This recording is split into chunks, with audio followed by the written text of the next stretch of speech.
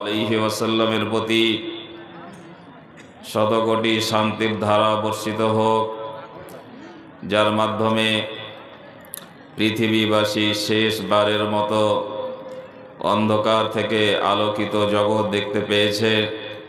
আল্লাহুম্মা সাল্লি ওয়া সাল্লিম ওয়া বারিক আলা নবিয়িনা মুহাম্মদ। বন্ধুগণ, হামদ ও সানা এবং দরুদ ও সালাম কামনা করার পরে আপনি সম্পূর্ণভাবে রিল্যাক্স হয়ে যান। আমাদের এই বক্তব্যটা আপনি মনে করতে পারেন একটা ক্লাস।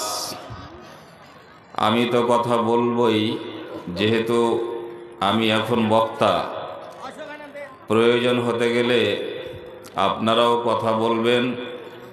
আমি যে বিষয়টি নিয়ে আলোচনা করব সেই বিষয়টি খুবই গুরুত্বপূর্ণ একটি বিষয় এবং এর অযত্নের কারণে বহু মানুষ জাহান্নামে চলে যাবেন। আমরা যদি এই বিষয়গুলো ভালো করে না শুনি, না বুঝি এবং সতর্ক সাবধান না হই, তাহলে এমন এক সময়তে আমাদের আফসোস করতে হবে, যে সময়তে আফসোস করে কোনো লাভ নাই। আমি ছোট ছোট কয়েকটি প্রশ্ন করতে চাইব আপনাদেরকে।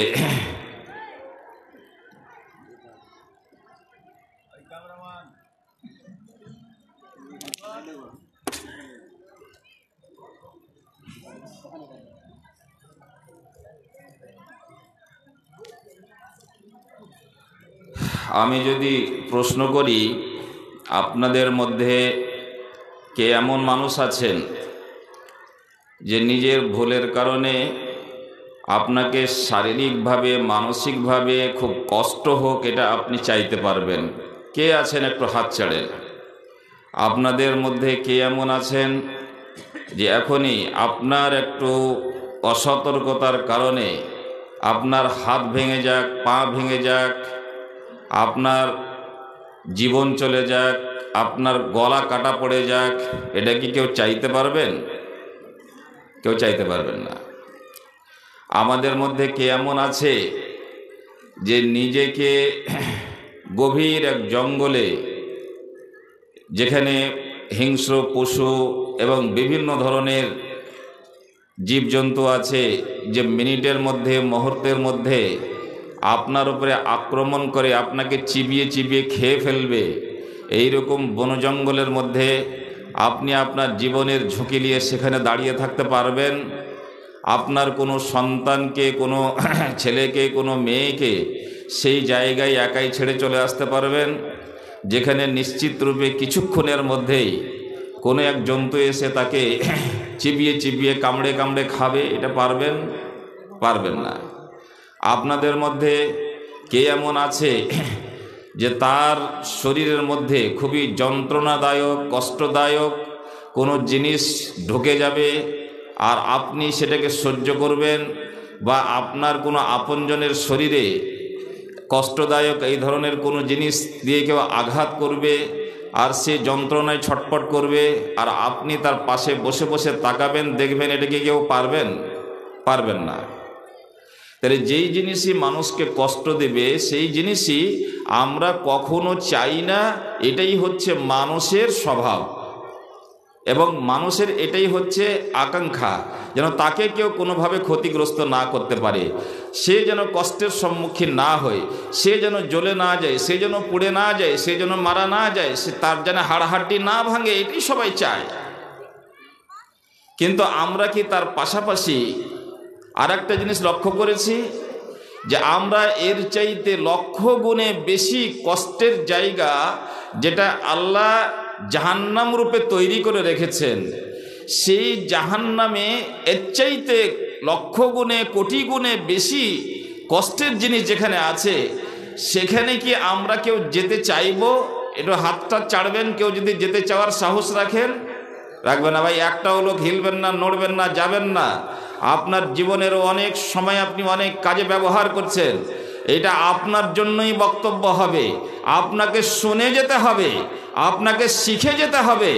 আপনি আপনার জীবনের হিসাব কিতাব মিলাবেন, আমি এখানে উপস্থিত যেই সমস্ত ভাই বোনেরা আছেন তারাকেও বলছি, যারা বাইরে দূরে ঘোরাফেরা করছেন তারাকেও বলছি, যারা সোশ্যাল মিডিয়ার মাধ্যমে আমাকে শুনতে পাচ্ছেন তাদেরকেও বলছি, গোটা দেশের গোটা মিল্লাতের মানুষকে বলছি, আজকের এই ক্ষুদ্র বক্তব্যে আপনার জীবনের একটা হিসাব কিতাব আছে, ভালো করে মিলিয়ে নেবেন। আজকের যে বিষয়বস্তু আছে সেখানে কয়েকটা প্রশ্নের উত্তর আমাকে খুঁজে বের করতে হবে। আমরা কি এখানে কেউ এমন আছি যে আল্লাহর কাছে আপদ বিপদে দোয়া করব, প্রার্থনা করব, কিছু চাইব, আর আল্লাহ তাআলা আমাদের এই প্রার্থনা দোয়াটা একেবারেই যেন না শুনুক, এটা কে চাইতে পারবো? একজনও কেউ আছেন কি যে আমি দোয়া করব কোনো বিপদে আর আল্লাহ তাআলা আমার দোয়া যেন না শুনে? আপনি চান বা নাই চান, আজকের বিষয়ে এমন একটা শিক্ষা আপনি পাবেন, যেই অভ্যাস যদি আপনি না ত্যাগ করতে পারেন, যেই স্বভাব যদি আপনি ছাড়তে না পারেন, তাহলে আপনি যদি একাধারে সারাদিন বসে 1 মাস ধরে 1 বছর ধরে আল্লাহর কাছে কান্নাকাটি করতে থাকেন, তাহলে আপনার একটিও কথার আল্লাহ কর্ণপাত করবেন না। তাহলে সেটা কি জিনিস আপনাকে জেনে যেতে হবে। আমাদের মধ্যে কে এমন আছে যে আল্লাহর রহমত থেকে বঞ্চিত হয়ে যাবে?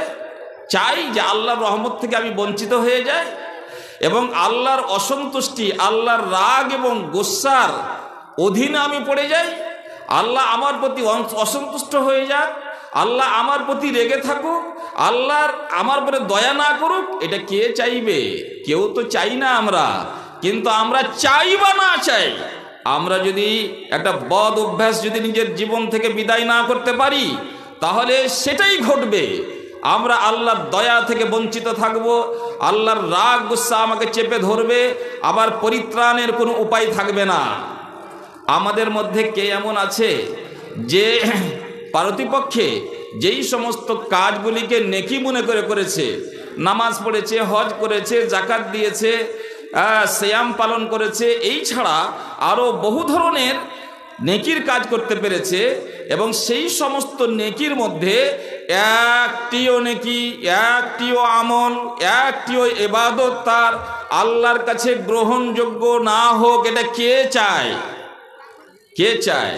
কিন্তু আপনি চান বা নাই চান, আমাদের জীবনে ওই বদ অভ্যাসটা যদি থেকে যায়, তাহলে আপনার হজ, আপনার নামাজ, আপনার ইবাদত বান্দেগি, আপনার ছোট আমল, আপনার বড় আমল, কোনোটাই আল্লাহর কাছে গ্রহণযোগ্য হবে না। 100% কোনো মতেই হবে না।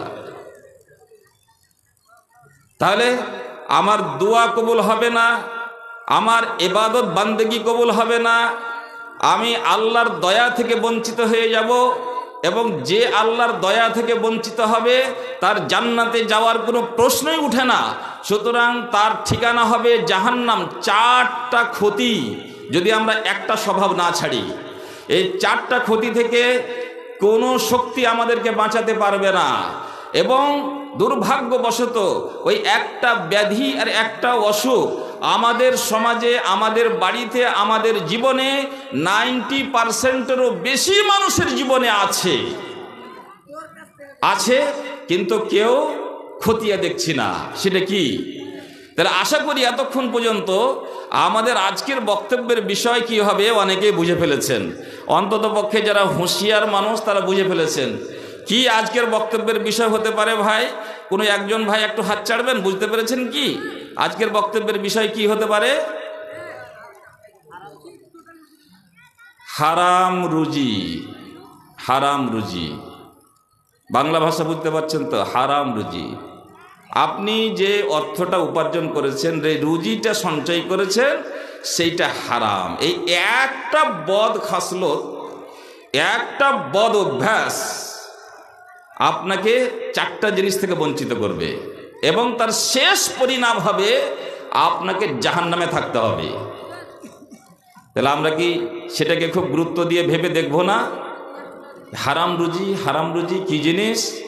হারাম রুজির কতগুলো পথ, হারাম রুজির কতগুলো রূপ, হারাম রুজি আমার জীবনে হচ্ছে কি না, আমার বাড়িতে হচ্ছে কি না, আমার পাড়া প্রতিবেশী, আমাদের সমাজের মানুষেরা সেই হারাম রুজি উপার্জনে কোনো না কোনোভাবে জড়িয়ে আছে কি না? আমাদের গোটা দেশ, আমাদের গোটা মিল্লাত, আমাদের গোটা সোসাইটি সেই বদ অভ্যাসের কারণে সেই জায়গায় ঘুরঘুর করছে কি না? এবং যদি সেটাই হয়, সেটাই যদি সত্য কথা হয়, আর আমি বলছি সেটা সত্য কথা, 90%-এরও বেশি মানুষ হারাম রুজি উপার্জনে কোনো না কোনোভাবে জড়িয়ে আছে। তাহলে 90% হোক, আর 90.5% হোক, আর 98% হোক, আর 99.9 হোক, পয়েন্ট নিয়ে কিছু আল্লাহর আসে যাই না। গোটা দুনিয়া যদি হারামখোর হয়ে যায়, গোটা দুনিয়াকে আল্লাহ তাআলা জাহান্নামে নিক্ষেপ করবেন। অত বড় জাহান্নাম আল্লাহ বানিয়ে রেখেছেন। সংখ্যা কতটি পাপীর, সংখ্যা কতটি মুমিনের, সংখ্যা কতটি মুসলমানের, এটা আল্লাহর কাছে ফ্যাক্টর নয়। আল্লাহর অত বড় জান্নাতও আছে, আল্লাহর অত বড় জাহান্নামও আছে। আপনি জাহান্নামে গেলেও আল্লাহর কিছু যায় আসে না, আপনি জান্নাতে গেলেও আল্লাহর কিছু যায় আসে না। তবে জান্নাতে যাওয়ার মতো পথ দেখিয়েছে আপনাকে। আপনি যদি আপনার জন্য ভালো পথ বাছাই করতে পারেন তা আপনি ধন্য হবেন এবং আল্লাহ খুশি হবেন।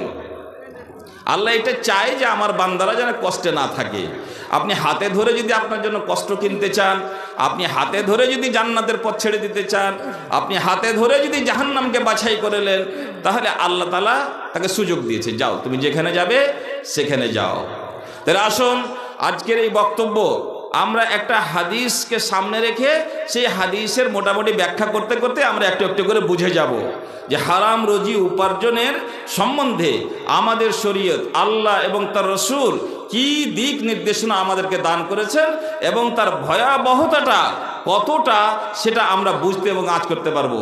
এই ভাই উঠে যাচ্ছে কেন? বসো না, খুব হালাল খেয়েছো নাকি? বসো।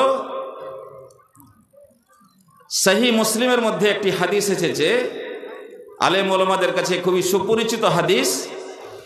হযরতে আবু হুরায়রা রাদিয়াল্লাহু তাআলা আনহু হতে বর্ণিত, তিনি বলছেন, কালা রাসূলুল্লাহ সাল্লাল্লাহু আলাইহি ওয়াসাল্লাম, আল্লাহ রসুল বলছেন, ইন্নাল্লাহা তাইয়্যিবুন লা ইয়াকবালু ইল্লা তাইয়্যিবান।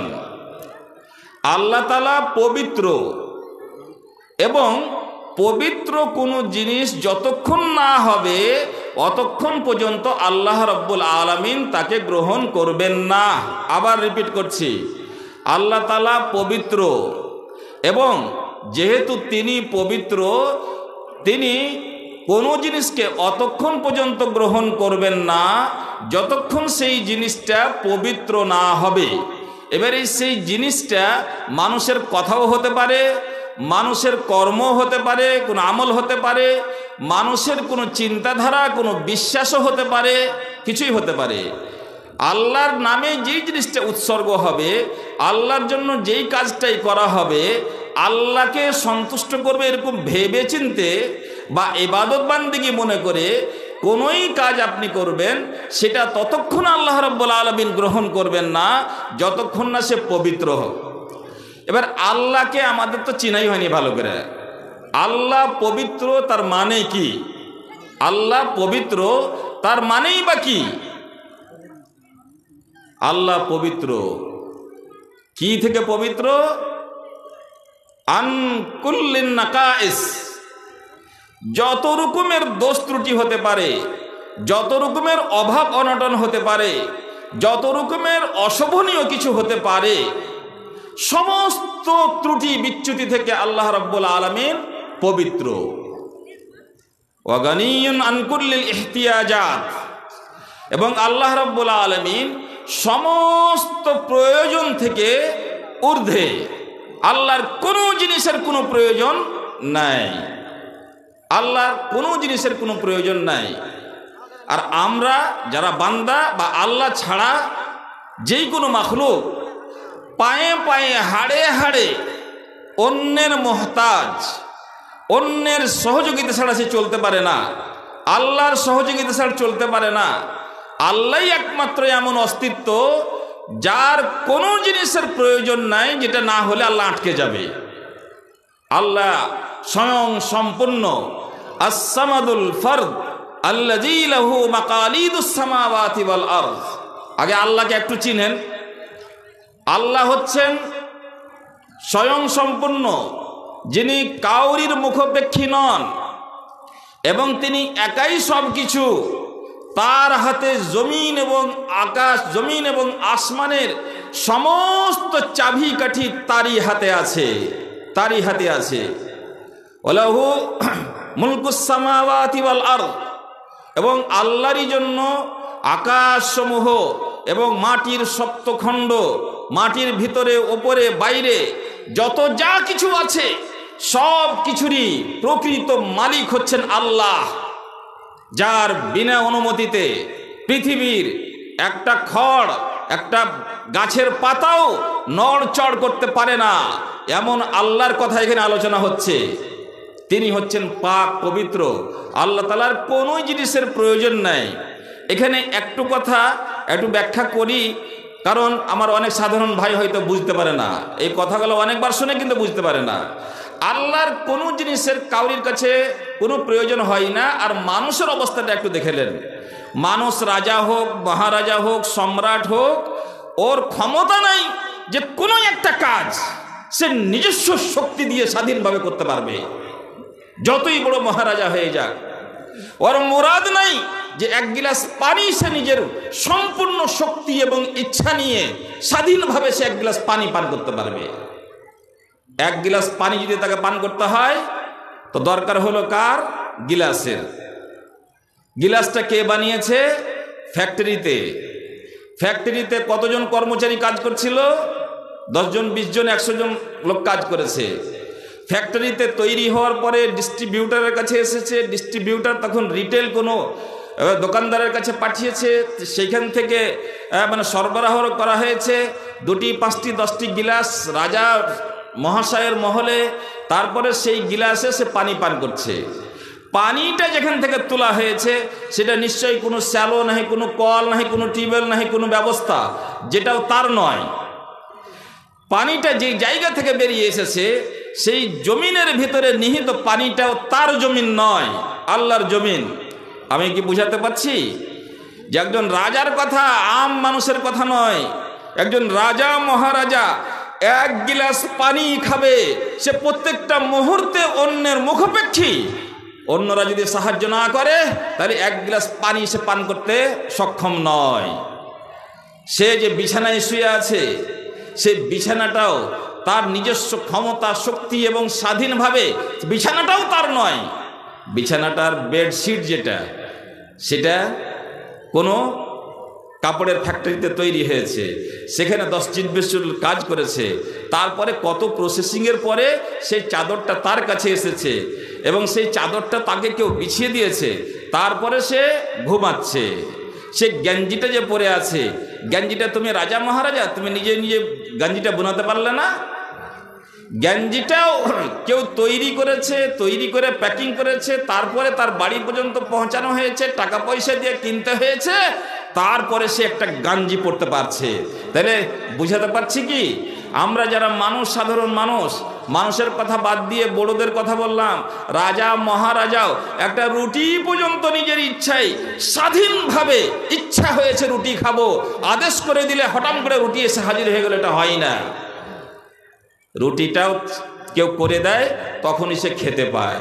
তাহলে মানুষ প্রত্যেকটা মুহূর্তে অন্যের মুখাপেক্ষী, অন্যরা সাহায্য সহযোগিতা না করতে গেলে সে সেটা ভক্ষণ করতে পারে না। কিন্তু আল্লাহ তাআলা সর্বক্ষেত্রে, সর্বব্যাপারে আল্লাহ সম্পূর্ণ, স্বয়ং সম্পূর্ণ এবং স্বয়ং স্বাধীন। আল্লাহর কাউরির কাছে কোনো জিনিসের কোনো প্রয়োজন হয় না। তিনি যাহাই ইচ্ছা করেন বলেন কুন ফায়াকুন, যখনই ইচ্ছা হয় বলে কুন, তখনই হয়ে যায়। এই হচ্ছে আল্লাহর আমাদের তফাৎ। একটু পরে একটা জিনিসের দরকার পড়ে। আল্লাহ তাআলা কোনো জিনিস অতক্ষণ গ্রহণ করেন না যতক্ষণ সেটা পবিত্র না হয়। আর আমাদের যেটা অবস্থা, আমরা কিন্তু সেইটা ইচ্ছা করলেও পারি না। আল্লাহ কেন পবিত্র না হলে গ্রহণ করবে না? কারণ আল্লাহর প্রয়োজন নাই। অপবিত্র হলেও আল্লাহ গ্রহণ করবে না, আর পবিত্র হলেও আল্লাহর প্রয়োজন নাই। তবে পবিত্র হলে আল্লাহ গ্রহণ করবেন এবং তার পুরস্কার হিসেবে আপনাকে জান্নাতখানা দেবেন। কিন্তু আল্লাহর নিজস্ব কোনো প্রয়োজন পবিত্রটাও নয়, অপবিত্রটাও নয়। কিন্তু আল্লাহ অপবিত্র কোনো জিনিসকে গ্রহণই করবেন না। কিন্তু আমরা যারা মাখলুক, যারা মানুষ, তারা যদি মনেও করি যে না আমরাও অপবিত্র জিনিস গ্রহণ করব না, তাহলে অনেক সময় আমাদের ইচ্ছা থাকতে গেলেও আমরা পারি না। একজন ফকির ওকে বাসি খাবার দিলেও খেয়ে নেয়, টাটকা খাবার দিলেও খেয়ে নেয়। অনেক সময় ফকির তো দূরের কথা, আমাদের মতন মানুষেরাও যেরকম সামান্য সাধারণ জীবনে সব কিছু ঠিকঠাক থাকে আমরা কোনো এমন পরিস্থিতির মুখে পড়েছি যে আমাকে যেই সব খাবার আমি কোনোদিন খাই না সেটাও খেতে হয়, কারণ আমি তো মাখলুক, বাধ্য। আমি অনেক সময় এমন জিনিসকে পান করি যেই সমস্ত জিনিসকে আমি অন্য সময়ে পান করতে পারি না। সেটা এখন ধরেন আপনাকে পিপাসা লেগেছে, আপনি এমন জায়গায় আছেন যেখানে পানির কোনো ব্যবস্থা নাই, তখন কোনো একটা পুকুরের কোনো রকম কষ্ট করে গেলেন, সেখানে কাদাযুক্ত জল, কাদাড়ে জল, আপনি সেই জলটাই গটগট করে খাবেন, খেতে আপনি বাধ্য।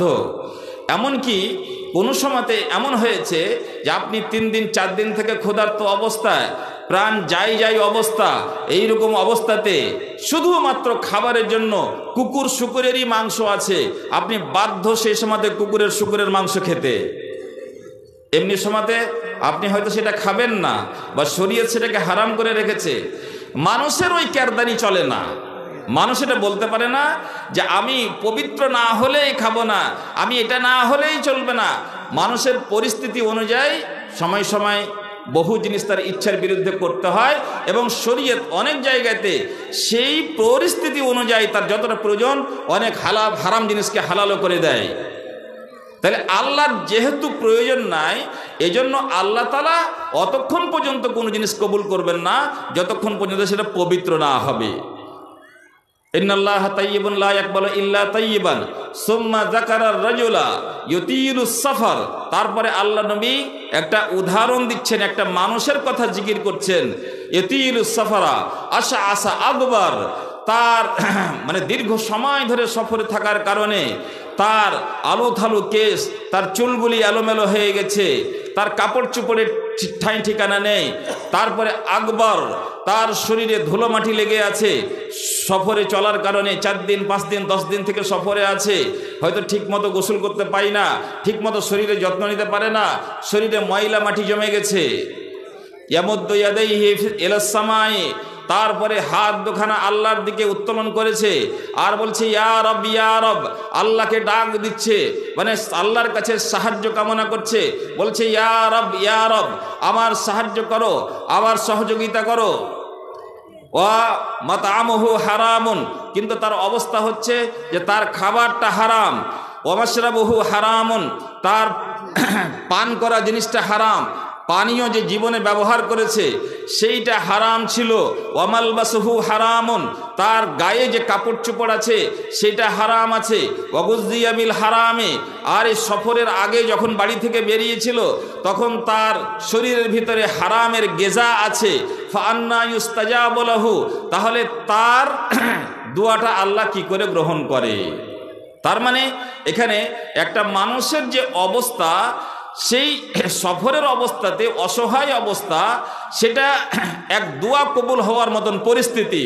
তারপর আল্লাহর দিকে হাত উত্তোলন করেছে, সেটা দোয়া কবুল করার মতন একটা উপকরণ। তার আল্লাহ আল্লাহ করে চিৎকার করছে, বারবার আল্লাহ আল্লাহ বলছে, এটাও একটা দোয়া কবুল হওয়ার মতন লক্ষণ। তারপরও এতটি মানে পজিটিভ দিক থাকার সত্ত্বেও আল্লাহ তাআলা তার দোয়াটা কবুল করছেন না, এবং তার কারণ বলছেন। তার কারণটা কি? যে সে যে খাবারটা খেয়েছে সেই খাবারটা, তার খাবারটা হচ্ছে হারাম, তার পানীয় যে দ্রব্য ছিল সেটা ছিল হারাম, এবং তার গায়ে যে কাপড়টা আছে সেটা হলো হারাম, এবং তার শরীরে যে রক্তমাংস তৈরি হয়েছে সেটা হারামের কোনো জিনিস দিয়ে তৈরি হয়েছে। তাহলে আল্লাহ তাআলা তার দোয়া কেমন করে কবুল করবেন, বা তার দোয়া কেমন করে কবুল করা যায়? তাহলে দোয়া কবুল না হওয়ার যেটা কারণ সেটা হচ্ছে হারাম জিনিসকে ভক্ষণ করা। তাহলে এবার আমাদের যদি খাবার দাবারটা হারাম থেকে মুক্ত না হয়, আমাদের পানীয় জিনিস যেগুলো সেগুলো হারাম থেকে যদি মুক্ত না হয়, আমাদের পোশাক আশাক যদি হারাম থেকে মুক্ত না হয়, আমাদের গেজা আমরা যে প্রতিদিন খাবার খাই, সেই খাবার দাবারগুলো আমার স্ত্রীর, আমার পরিবারের ছেলেপিলের সমস্ত লোকের খাবার দাবারের যে জিনিস আসবাবপত্র, সেইগুলো যদি হারাম থেকে মুক্ত না হয়, তাহলে কি হবে? আমাদেরও দোয়া কবুল হবে না, আমাদেরও দোয়া কবুল হবে না। এবং দোয়ার সাথে সাথে আরও অনেক জিনিস কবুল হবে না। আমাদের কোনো আমল কবুল হবে না, আমাদের প্রতি আল্লাহ দয়া করবেন না, আল্লাহ আমাদের প্রতি অসন্তুষ্ট হয়ে যাবেন, এবং আমাদের ঠিকানা হবে জাহান্নাম। এই মর্মে আল্লাহ রাব্বুল আলামিন আরও অনেক উপদেশ দিয়েছেন। রাসূলুল্লাহ সাল্লাল্লাহু আলাইহি ওয়াসাল্লামও অনেক কথা বলেছেন। এই জন্যই যে সতর্ক থাকো, সাবধান থাকো, খবরদার হারাম কোনো জিনিস খেও না, নইলে তোমার শরীর অপবিত্র হয়ে যাবে। আর এই শরীর দিয়ে ইবাদত করতে যাবে, সেই ইবাদত আল্লাহ রাব্বুল আলামিন গ্রহণ করবেন না। তুমি হারাম টাকা দিয়ে কাপড় কিনবে, সেই জামা কাপড় পরে আল্লাহর দরবারে যাবে, আল্লাহ তাআলা তোমার দিকে তাকিয়ে দেখবেন না। এবং তোমার শরীরের রক্ত মাংসতে যদি কোনো হারাম জিনিস মিশ্রিত হয়ে যায়, তোমার কোনো জিনিস কাজে লাগবে না, সব ব্যর্থ হয়ে যাবে। এই জন্যই আল্লাহ রাব্বুল আলামিন বলেছেন, ইয়া আইয়ুহান নাস কুলু মিম্মা ফিল আরদি হালালান তাইয়্যিবা, এ মানুষেরা, আমি মাটির মধ্যে যা কিছু হালাল করে রেখেছি সেটাকে ভক্ষণ করো। ওয়ালা তাত্তাবিউ খুতুওয়াতিশ শাইতান, আর শয়তানের বিভিন্ন ফাঁদে পা দিবে না।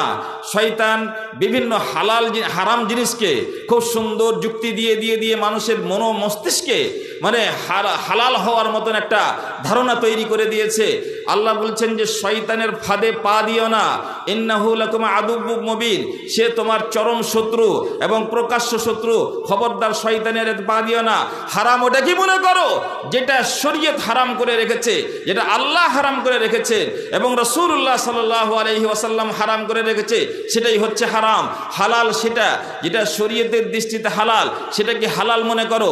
শয়তানের পড়া পড়িও না, শয়তানের লেকচার শুনিও না, এবং যেই কোনো উপায় হোক না কেন তুমি হালাল জিনিসটা ভক্ষণ করবে। কারণ তোমার পেটে যদি হালাল জিনিস না যায়, তোমার গায়ে যদি হালাল পোশাক না থাকে, আর তোমার বিভিন্ন জিনিসের মধ্যে হারাম থেকে মুক্ত যদি তুমি না হতে পারো, তোমার ঈমান, তোমার আমল, তোমার কর্ম, তোমার ভালো, তোমার মন্দ সব কিছুই আল্লাহর কাছে অগ্রাহ্য হবে। কোনো জিনিসকে আল্লাহ রাব্বুল আলামিন গ্রহণ করবেন না। আমরা কি চাই যে আমাদের ছোটোখাটো নেকি যেগুলো পারি না তো বেশি কিছু করতে, তাহলে যেগুলো ছোটোখাটো পারি করতে সেগুলো কি আল্লাহ রাব্বুল আলামিনের কাছে ব্যর্থ হয়ে যাক? এটা কি আমরা চাই? এটা যদি আমরা না চাই, তাহলে আমাদেরকে খাতা কলম নিয়ে বসতে হবে। আমাদের জীবনের কোনো জায়গাতে যদি হারামের কোনো আশঙ্কা থাকে, সেই হারাম থেকে আমাকে মুক্ত হতেই হবে, মুক্ত হতেই হবে।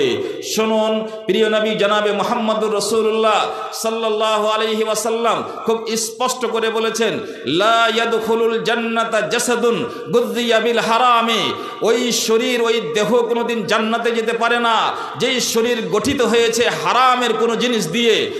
ওই শরীর জান্নাতে যাবে না যেই শরীর গঠিত হয়েছে কোনো হারাম জিনিস দিয়ে।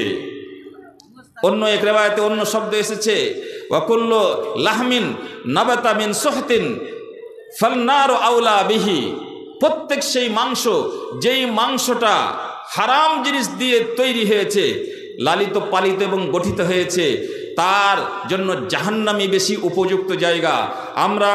আমরা সমাজের মানুষ, আমাদের মা ও বোনেরা যারা আমার কথা শুনতে পাচ্ছেন, মনে রাখবেন, আপনার কুঠিতে, আপনার বাড়িতে, আপনার থালাতে, আপনার বাসনে, আপনার ব্যাংক ব্যালেন্সে, আপনার যেই কোনো জমা অর্থ রাশিতে হারামের যদি একটিও টাকা থাকে, তাহলে আপনার সমস্ত সম্পদকে সে অপবিত্র করে ফেলেছে।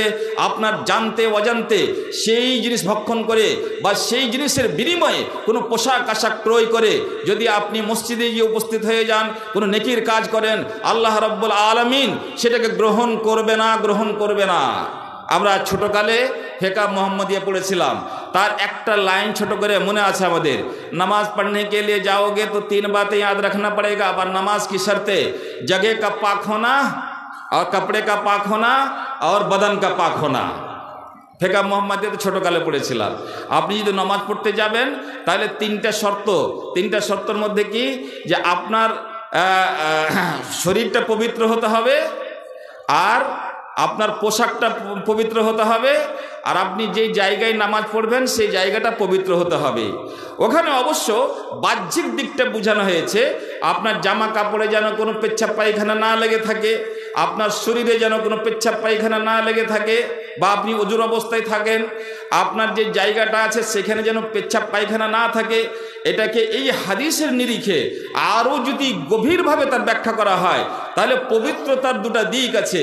একটা বাহ্যিক দিক যেটা পেচ্ছাপ পায়খানা রূপে আমরা দেখি, সেই থেকে পবিত্র, এবং একটা অভ্যন্তরীণ দিক, তার মস্তিষ্ক সব পবিত্র হতে হবে, সব কিছুই পবিত্র হতে হবে। বন্ধুগণ, কত মানুষ আমাদের সমাজে এমন নাই কি যে বাড়িতে সুদ খাচ্ছে দিব্যি, কন্টিনিউ 12 মাস তার বাড়িতে সুদের টাকা আসে, এবং সেই সুদের টাকা নিজে ভক্ষণ করে, নিজের সন্তান সন্ততি, নিজের ছেলে মেয়েকে খাওয়ায়, গোটা পরিবারটা সুদের টাকাতে লালিত পালিত হচ্ছে। এবং সেই মানুষটা অজু করার পরে মসজিদে এসে নামাজ পড়তে আরম্ভ করেছে। বলুন তো তার কোনটা পাক? না তার শরীর পাক। ওই টাকা দিয়ে সে জামা কাপড় তৈরি করেছে, পাঞ্জাবি কিনেছে, একটা টুপি পরে আছে, তাহলে তার শরীর পাক হলো না, তার পোশাকটা পাক হলো না। এবং মসজিদের যে জায়গাটা ঠিক আছে, পেচ্ছাপ নাই, পায়খানা নাই, অনেক জায়গায় মসজিদ এইভাবে নির্মিত নয় কি যে প্রতিবেশীর সাথে ঝগড়া করে এবং সেখানে জোর জুলুম করেও তাও মসজিদের জমিকে রেকর্ড করা হয়েছে। এমনও হয়েছে যে মসজিদ নির্মাণের জন্য যেই সমস্ত ব্যক্তিদের কাছে টাকা পয়সা নেওয়া হয়েছে, তার মধ্যে 2, 4, 10 জন 20 জন এমনও আছে যে সমাজের পাকা হারামখোর নামে পরিচিত, পাকা হারামখোর, সুদ খায়, মদ খায়, দারু খায়, রংদারি করে, লোকের চুরি করে, ডাকাতি করে, আর প্রকাশ্য দিবালোকে মানুষের কাছে সুদ খায়, ঘুষ খায়। সেই রকম লোকের কাছে 20,000 টাকা, 30,000 টাকার চাঁদা দেওয়া হয়েছে। সভাপতি থেকে নিয়ে গোটা দেশের মানুষ জানে এটা হারামখোর লোক, আর তার অধিকাংশ সম্পত্তি হারাম। তার মসজিদে দান পড়েছে 50,000 টাকা। আলেম ওলামা, মৌলবী, মাওলানা, বক্তারা সবাই হাত তুলে তাকে জান্নাতে ঢুকিয়ে দিয়েছিলেন। কিন্তু এত কিছু আবেগ দেখালে কি তার টাকাটা পবিত্র হয়েছে?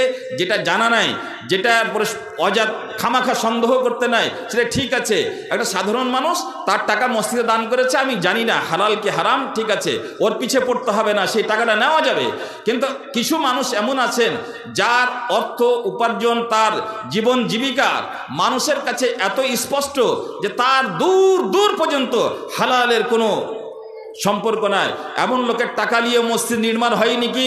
তাহলে যে খাবারটা খেয়ে এসেছি সেটা হারাম, যে পোশাকটা কিনে এনেছি সেটা হারাম, এবং যেই মসজিদে নামাজ পড়ছি তার কিছু অংশে হারাম জড়িয়ে আছে।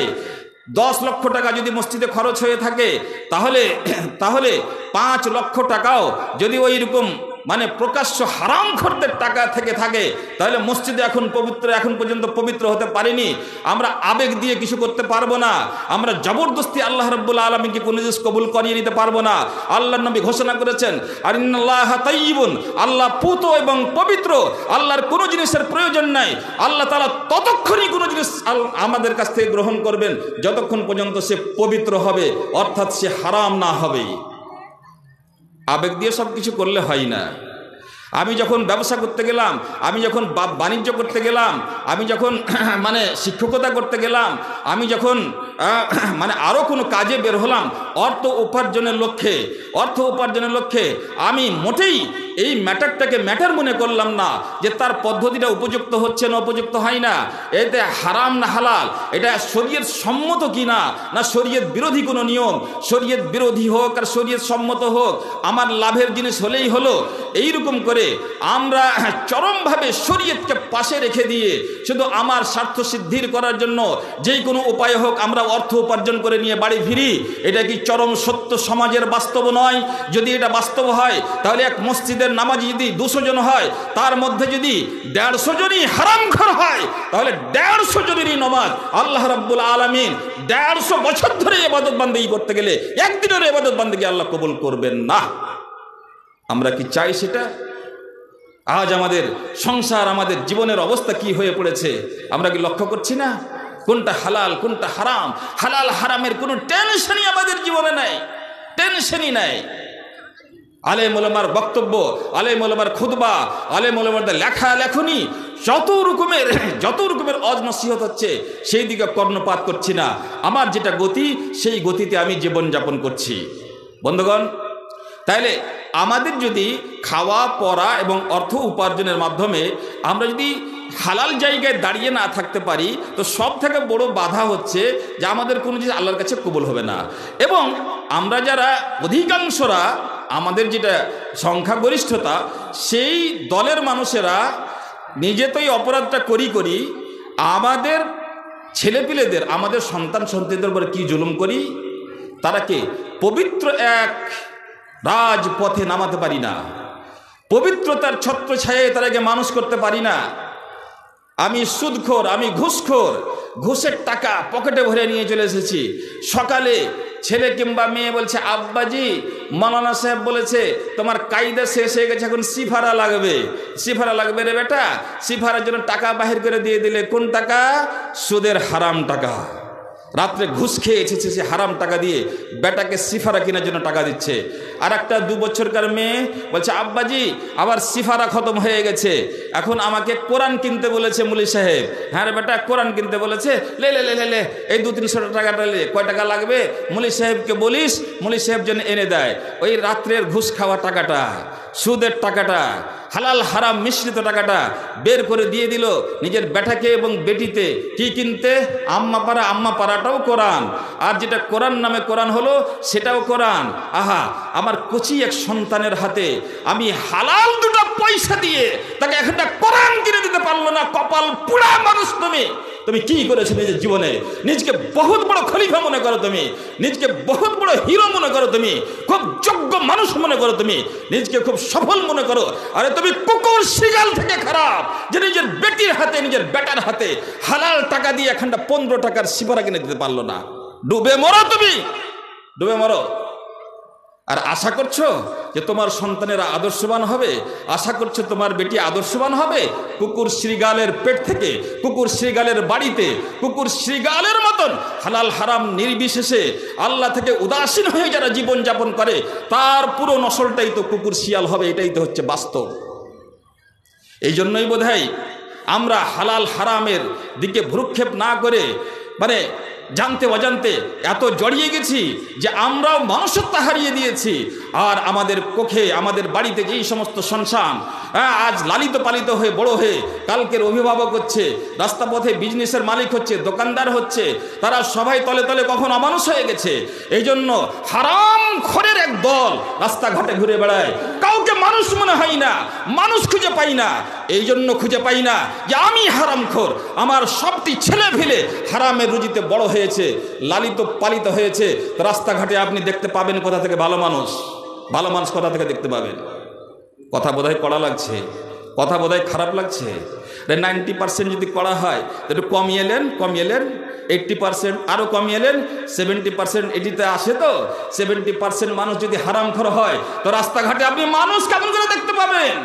70% লোক বাড়িতে হারাম খায়, 70% লোকের মেয়ে ছেলে হারাম খায়, তার সন্তান সন্ততিরা সেই হারাম রুজিতে বড় হয়েছে। আপনি রাস্তাঘাটে মানুষ দেখতে পাবেন কি করে?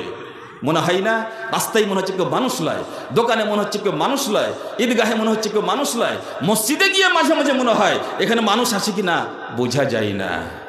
আমাদের জীবনটাই প্রভাব পড়েনি তার, আমাদের জীবনকে গ্রাস করে ফেলেনি। শয়তান নিজের ফাঁদ পাতিয়ে বসেছিল, শয়তান আস্তে আস্তে আস্তে আস্তে আমাদেরকে পাকা হারামখোর বানিয়ে ফেলেছে। বন্ধুগণ, বেশি কথা বললেই হবে না, সংক্ষিপ্তভাবে মেন থিম যেটা আজকের বক্তব্যের সেটা হলো আপনাকে জানতে হবে। আপনার যদি কোনো জিনিসে সন্দেহ থাকে আলেম ওলামার সাথে যোগাযোগ করতে হবে, আপনাকে কনফার্ম হতেই হবে যে আমি যেই পথ এবং পদ্ধতিতে নিজের রুজি উপার্জন করছি সেটা বিশেষ করে ডাউট হতে গেলে আপনাকে জানতেই হবে যে এটা হালাল না হারাম। ভাই, যদি হারামের মতো কোনো সন্দেহ থেকে যায় তাহলে সেখানেও আপনি দূরে সরে যাবেন। আর সন্দেহ দূর করার মতন যদি কোনো যোগ্য মানুষ পান অবশ্যই তার কাছে যান। যদি একদিন সফর করে যেতে হয় তাও যান, 8 দিন লাগে সফর করে তাও যান। সাহাবায়ে কেরামেরা এক একটা জিনিস জানার জন্য কত লম্বা লম্বা সফর করেছেন। তাবিঈনেরা, তাবিঈনেরা, তার ছাত্ররা শুধু একটা হাদিস শেখার জন্য এক মাস ধরে 40 দিন ধরে সফর করেছেন, খেয়ে না খেয়ে একটা হাদিস জানার জন্য। আপনি আপনার সংসার চালাবেন, হালাল আর হারাম বিষয়টা কনফার্ম হবেন। আপনি হালালভাবে পবিত্রতার জীবন যাপন করতে চান, আপনি একটা দিন মানে কামাই করতে পারবেন না, একটা ঘন্টা কামাই করতে পারবেন না। আপনার আশেপাশে 10 কিলোমিটার, 20 কিলোমিটার, 50 কিলোমিটার, 100 কিলোমিটার দূরেও যদি কোনো যোগ্য আলেম থাকে, তার কাছে গিয়ে আপনার জীবন জীবিকার পদ্ধতি ব্যাখ্যা করেন এবং তিনি আপনাকে বলবেন যে না ভাই, তোমার এই পদ্ধতিটা ঠিক আছে, এতে কোনো ভয় নেই, এতে হালাল উপার্জন হবে। এটা আপনি সেখান থেকে ফিরে এসে হালাল পদ্ধতির মাধ্যম দিয়ে রুজি উপার্জন করুন। আপনি ধন্য থাকবেন ইহকালে এবং ধন্য থাকবেন পরকালে। আর বাই চান্স যদি সেটা হারাম পদ্ধতি হয়ে যায়, তাহলে আপনি কিন্তু আর আপনার বাঁচার কোনো রাস্তা থাকবে না। অন্য এক হাদিসের মধ্যে নোমান ইবনে বাশির রাদিয়াল্লাহু তাআলা আনহুর হাদিস, রাসূলুল্লাহ সাল্লাল্লাহু আলাইহি ওয়াসাল্লাম বলেছেন, ইন্নাল হালালা বায়্যিনুন ওয়াল হারামা বায়্যিনুন। কিছু কিছু জিনিস আছে স্পষ্ট রূপে হালাল, সেটা সবাই বুঝতে পারে, জানতে পারে, সবারই জানার সাধ্যের মধ্যে আছে। আর কিছু জিনিস হারাম, সবাই এটা বুঝে যে এটা হারাম। ওয়া বাইনাহুমা উমুরুন মুস্তাবিহাত। আর মধ্যখানে কিছু জিনিস আছে যে সন্দেহ হয়, ক্লিয়ার হতে পারা যায় না এটা হালাল না হারাম। তাহলে সেখানে আমাদের করণে কি হবে? ফমান ইত্তাকা শুবহাত, যে সন্দেহযুক্ত জিনিস থেকে নিজেকে বাঁচিয়ে নিল না, সন্দেহ হচ্ছে তা আমি এটা করব না, যতক্ষণ না আমি কনফার্ম হব অতক্ষণ আমি এটা করব না।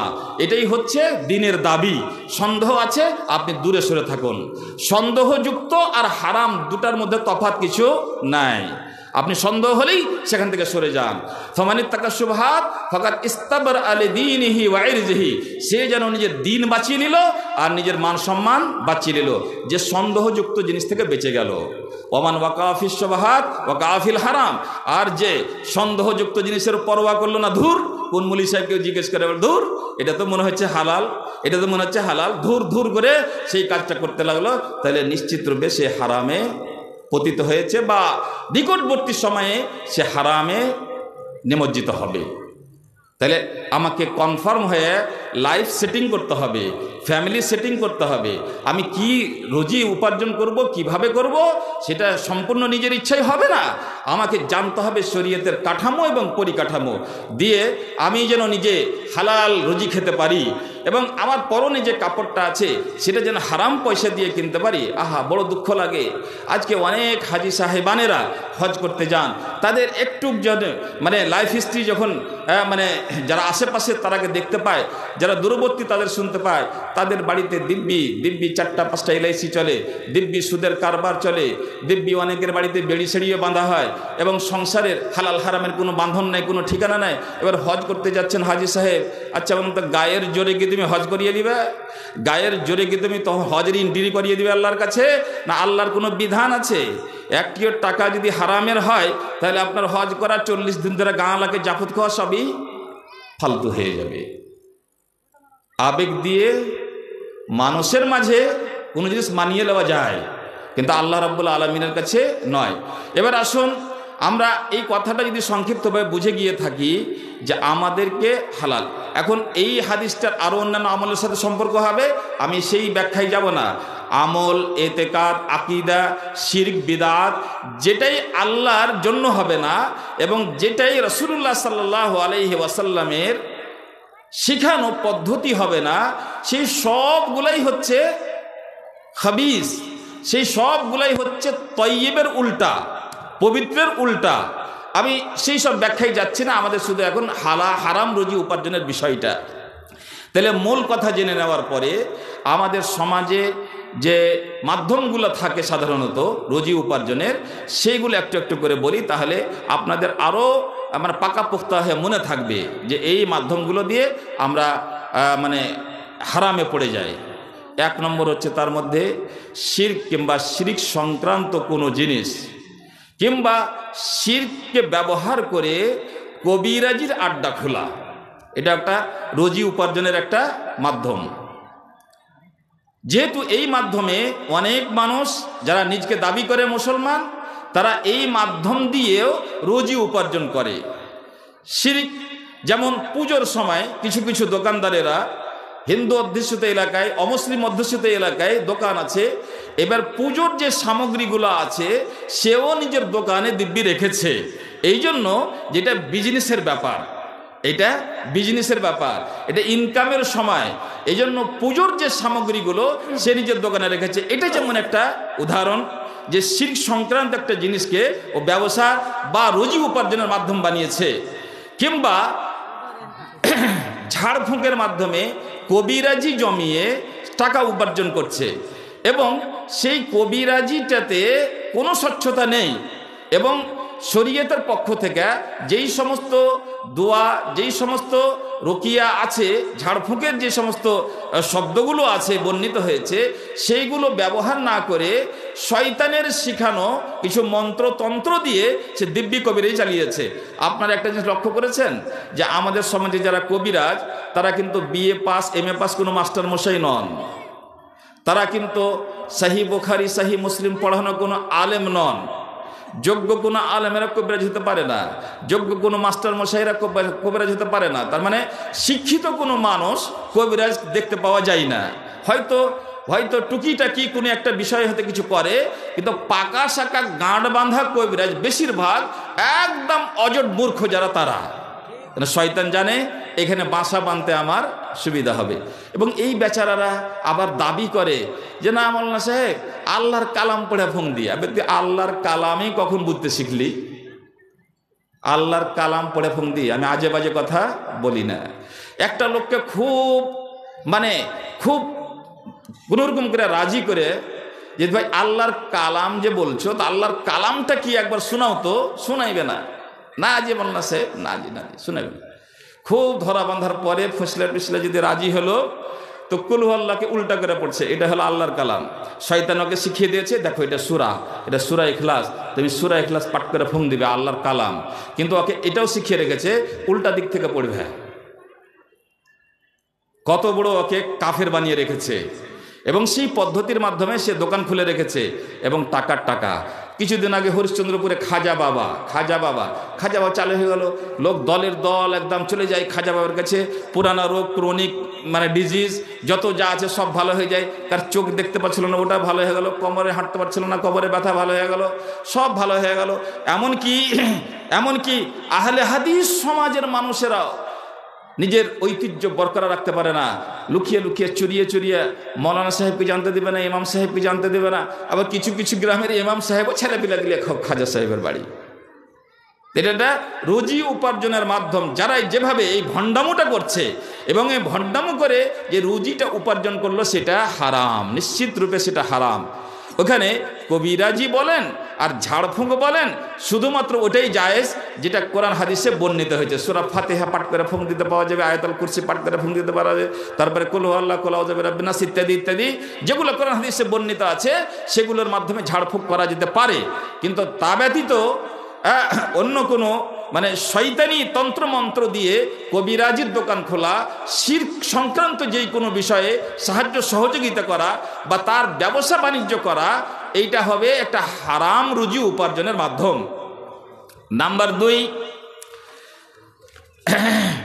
জুয়া লটারির মাধ্যমে। কিছু লোক তো জুয়া খেলতে নিজেও বিক্রি হয়ে যায়, নিজের স্ত্রীকে বিক্রি করে দেয়, নিজের ঘরবাড়িকে বিক্রি করে দেয়। লটারি যেহেতু এটা বরবাদির একটা রাস্তা এবং এটা শয়তানের দেখানো একটা রাস্তা, শরীয়তে প্রথম দিন থেকে এটা হারাম করা আছে।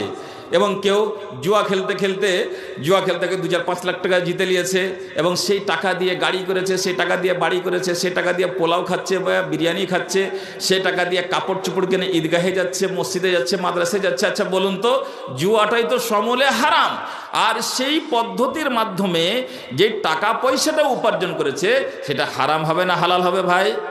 হারাম। তাহলে সেই টাকা হারাম, এটা একটা অর্থ উপার্জনের রাস্তা, তাহলে এটা হারাম। 3 নম্বর হচ্ছে সুদ খাওয়া। সুদ হচ্ছে ওইটাই যেটা আপনি কাউকে টাকা পয়সা ধার দিয়েছেন এবং ফিরিয়ে নেওয়ার সময়তে ওই মূল টাকার চাইতে বেশি করে ফিরিয়ে নেবেন। সেটা ব্যাংকই হোক বা কোনো মানুষকে আপনি দিয়েছেন, 1000 টাকা দিয়েছেন, ফিরিয়ে নেওয়ার সময় যদি 1001 টাকা চান, সেটাই সুদ। আপনি 1010 টাকা চান, সেটাই হবে সুদ। এবং এই সুদের ব্যাখ্যার সময় নয় এটা, এই সুদকে শরীয়ত হারাম করেছে। এই সুদ হচ্ছে মানবতা বিরোধী এক পদক্ষেপ। এই সুদ গরিবদের শোষণ করার একটা রাস্তা। এই সুদ সর্বকালে মানুষের মাঝে অশান্তিকে জন্ম দিয়েছে, এই জন্য শরীয়ত তাকে হারাম করেছে। এবং রাসূলুল্লাহ সাল্লাল্লাহু আলাইহি ওয়াসাল্লাম অভিশাপ দিয়েছেন।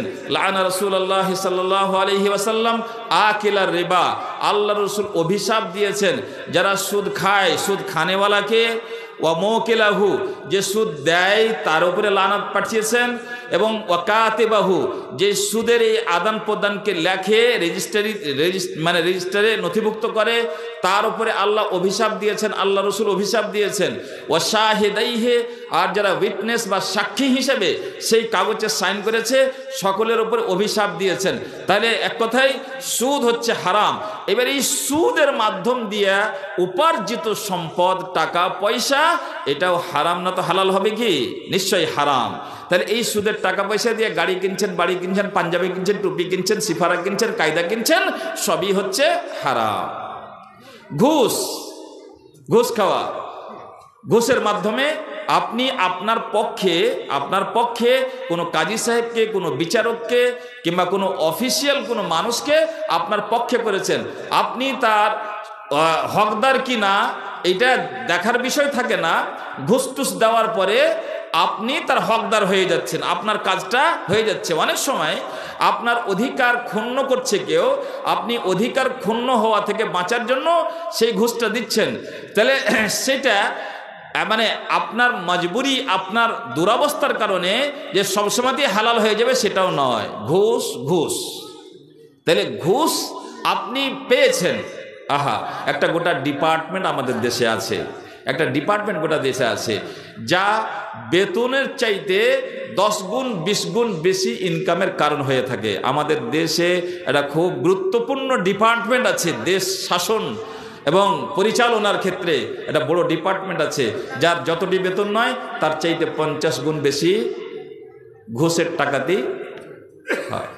যাই হোক, ছোট মাপের ঘুষখোর হোক, বড় মাপের ঘুষখোর হোক, সব ঘুষই ইসলামে হারাম। আপনি ঘুষের মাধ্যমে যে টাকাটা উপার্জন, আপনি বড় একটা অফিসার, রোজ পকেটে 1200-1300 টাকা করে নিয়ে আসছেন, এটা এক্সট্রা বেতন তো পাবেনই। আর কাতলার মাছ, রুহির মাছ, আর ইটা মাছ, উটা মাছ করে খুব স্বাচ্ছন্দ্যের সাথে জীবনযাপন করছেন, এইসব ঠিক নয়। রাসূলুল্লাহ সাল্লাল্লাহু আলাইহি ওয়াসাল্লাম তাদেরও সম্বন্ধে বলেছেন যে আল্লাহ রসুল, লাআনা রাসূলুল্লাহ সাল্লাল্লাহু আলাইহি ওয়াসাল্লাম আর রাশি ওয়াল মুরতাশি, যে ঘুষ দেয় এবং যে ঘুষ নেয় তার উপরে আল্লাহ রসুল লানত করেছেন। তাহলে সুদ ঘুষের মাধ্যমে এটা একটা মাধ্যম মানুষের টাকা পয়সা উপার্জন করার জন্য। আর ঘুষের তো আজকাল সীমানা ছড়াতে স্কুলে, মাদ্রাসাতে, মসজিদে, সব জায়গাতে ঘুষ। আমি শুনেছি মসজিদের মেম্বার হওয়ার জন্য, কমিটির মেম্বার হওয়ার জন্য মানে ঘুষ ব্যবহার করা হয় কিছু কিছু জায়গায়। মাদ্রাসার মেম্বার হওয়ার জন্য, ওকে মেম্বার করতে চাই না, তো মেম্বার হওয়ার খুব শখ হয়েছে বা কোনো একটা লাভ তারা আছে, তাহলে যেগুলা খুব দাপটওয়ালা মানুষ, প্রভাবশালী মানুষ, তারাকে ঘুষ দিয়ে মাদ্রাসার মেম্বার চাইছে। মসজিদের মেম্বার হতে যদি ঘুষ লাগে, মাদ্রাসার মেম্বার হতে যদি ঘুষ লাগে, আরও ক্ষেত্রগুলির ব্যাখ্যা করার প্রয়োজন আছে। বিচার সালিস আজকের 90%-এরও বেশি ঘুষের উপরে ডিপেন্ডেন্ট হয়ে গেছে। মডল ঘুষ খাচ্ছে, বিচারক ঘুষ খাচ্ছে, বিচারকের কিছু দালাল ফালাল আছে, চান্ডা পান্ডা আছে, সব ঘুষ খেয়ে খেয়ে গরিবের এবং মজলুম অত্যাচারিত মানুষের রক্ত শোষণ করা হচ্ছে। এবং তারা দিব্যি আগে থেকে কন্ট্যাক্ট, বিচার তোর পক্ষে নিবি না কি বলছিস, তোর পক্ষে নিতে গেলে 50,000 টাকা লাগবে। 50,000 টাকা রাতারাতি ব্যবস্থা হয়ে গেছে, বিচারের ফয়সালা কাল ওরা পর পক্ষে হনাই আছে, হবেই। আমাদের এইরকম ঘটনা কি আমরা শুনতে পাই না? এটা কি আমাদের সমাজে দিন দিন বেড়ে যাচ্ছে না? এই সুদ ঘুষ আপনি মানুষের কাছে দাপট দেখিয়ে করতে পারবেন, বিভিন্ন চালাকি খাটাতে আপনি পারবেন। মানুষ আপনার বিরুদ্ধে হয়তো সাময়িকভাবে কোনো পদক্ষেপ নিতে পারবে না, কিন্তু আল্লাহ রেজিস্টারে কি সেটা উঠবে না? আল্লাহ রাব্বুল আলামিনের ক্ষমতা চাইতে গিয়ে আমাদের ক্ষমতা বেশি হয়ে গেছে। আল্লাহ তাআলা তোমার দাপট দেখে ভয় করে তোমার খাওয়া সুদকে, তোমার খাওয়া ঘুষকে আল্লাহ তাআলাকে হারাম করে দিবেন? আল্লাহ ডরিয়ে গেছেন নাকি? নিশ্চয়ই না।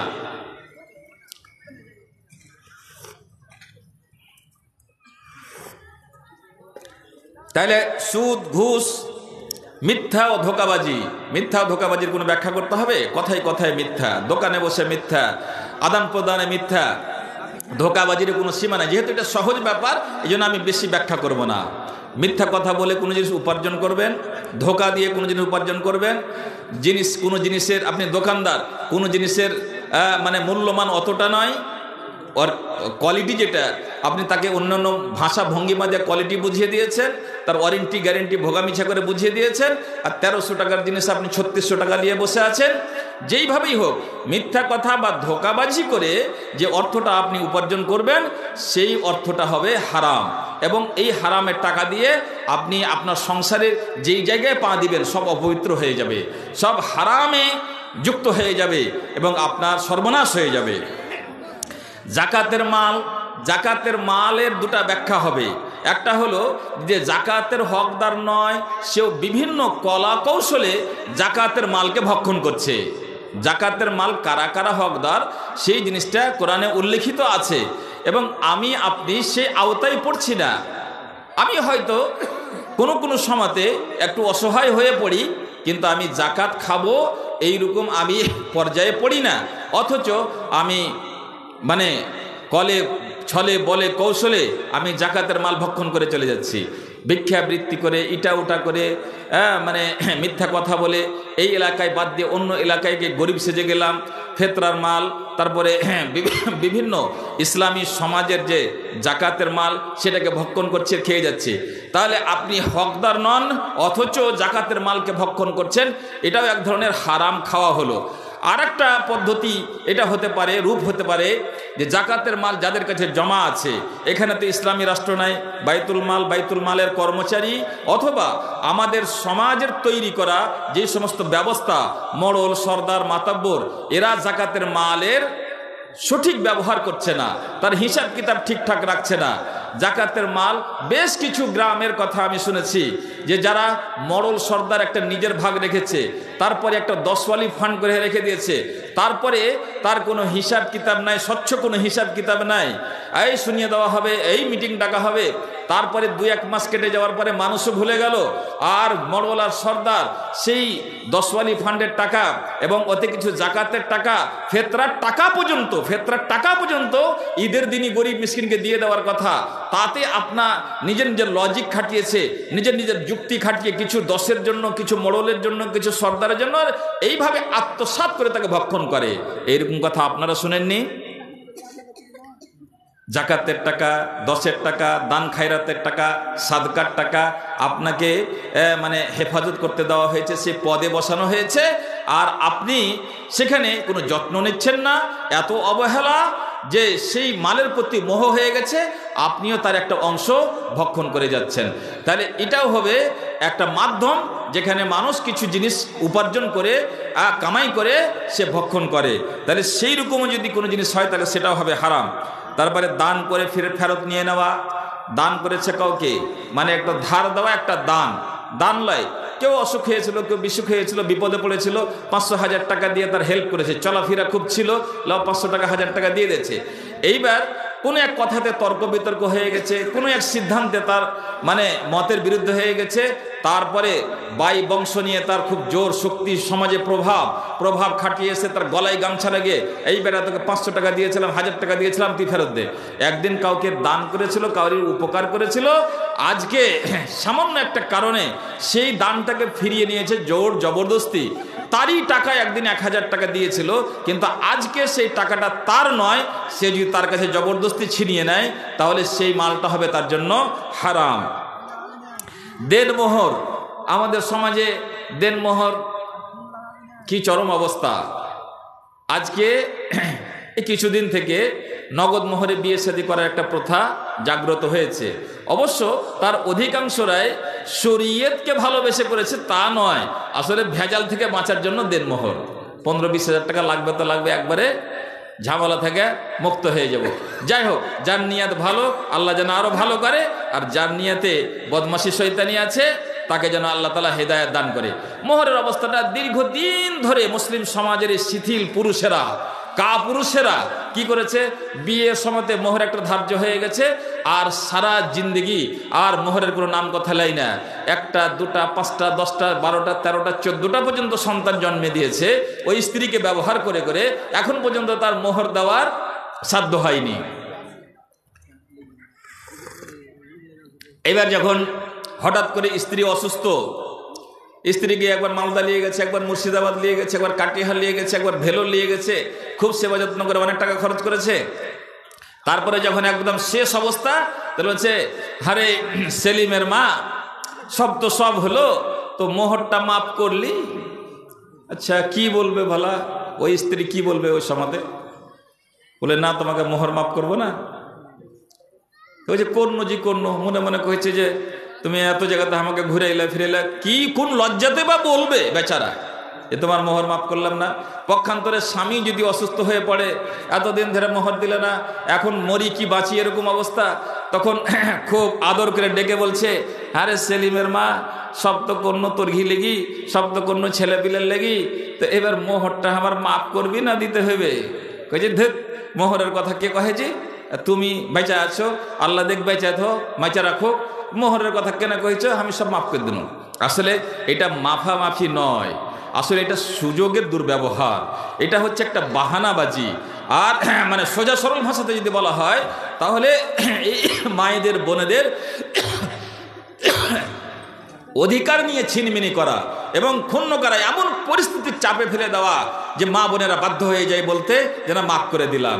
তাহলে দেনমোহরের টাকাটা ওই রকম করতে করতে যদি মরে যায়, বা এটা যদি স্বচ্ছ দৃষ্টিকোণে আসলে মাফামাফি না হয়ে যদি হক মারামারি হয়ে যায় আর এই অবস্থায় দুনিয়া থেকে বিদায় হয়ে যায়, কিংবা আল্লাহ না করে রোডে রাস্তাতে সেলিমের মারে মোহর মাফ করলে কিনা এই কথাটা বলার সুযোগ পায়নি, ওখানে মারা গেছে, স্পট ডেথ হয়ে গেছে, তাহলে ওই মালটা ওই সম্পদটা তো তার সংসারে ব্যবহার হয়েছে, ভাত খাওয়াতে, মাছ খাওয়াতে, বিরিয়ানি খাওয়াতে, বাড়ির রান্না বান্নাতে, বাড়ির পোশাক আশাক কেনাতে, বিভিন্ন কাজেতে সেই টাকাটা ব্যবহার হয়েছে। তাইলে হারামের টাকা হাতে ধরে ধরে, বড় ব্যাপার ছিল না এটা, কিন্তু হাতে ধরে ধরে একটা হালাল জিনিসকে হারামে পরিণত করে রেখেছে উদাসীনতার কারণে, শরীয়তের খুঁটিনাটি বিষয়গুলোকে যত্ন না নেওয়ার কারণে। নিজের স্ত্রী, নিজের ছেলে পিলে, এটা মোহরের সামান্য ব্যাপার ছিল, 200, 500, 1000, 2000 টাকা, সেটাকে হাতে ধরে একটা হারামের রূপ দিয়ে দিয়েছে। তারপরে ইয়তীম, পাগল ও নির্বোধদের মাল। ইয়তীম, পাগল কিংবা নির্বোধ, এটা কোনো পরিবারের কোনো সন্তানের সাথে হতে পারে।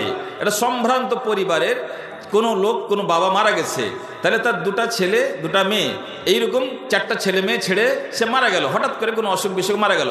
এখন এই ছেলে মেয়েরা ইয়তীম, তাহলে তার বাবা না, তার কাকারা, তার দাদু, তার যে ভাই বংশ আছে, তাদের দায়িত্ব হলো এই সমস্ত পাগল কিংবা নির্বোধ, কোনো জ্ঞান গরিমা নাই, কিংবা ছোট অল্প বয়স, তাহলে এই ধরনের যদি পিতা হারিয়ে যায়, তাহলে তাদের উচিত হবে যতদিন তারা সাবালক সাবালিকা না হচ্ছে, কিংবা তাদের ভিতরে জ্ঞান গরিমা না আসছে এবং টাকা পয়সা হেফাজতের মতন বুদ্ধিশুদ্ধি দেওয়া হয়েছে, অতদিন পর্যন্ত সেই মালের হেফাজত করা এবং তাকে বসিয়ে না রেখে কোনো না কোনো বিজনেসে লাগিয়ে মালটা যতদূর হয় একটু যেন বাড়তে থাকে সেই রকম চেষ্টা করা।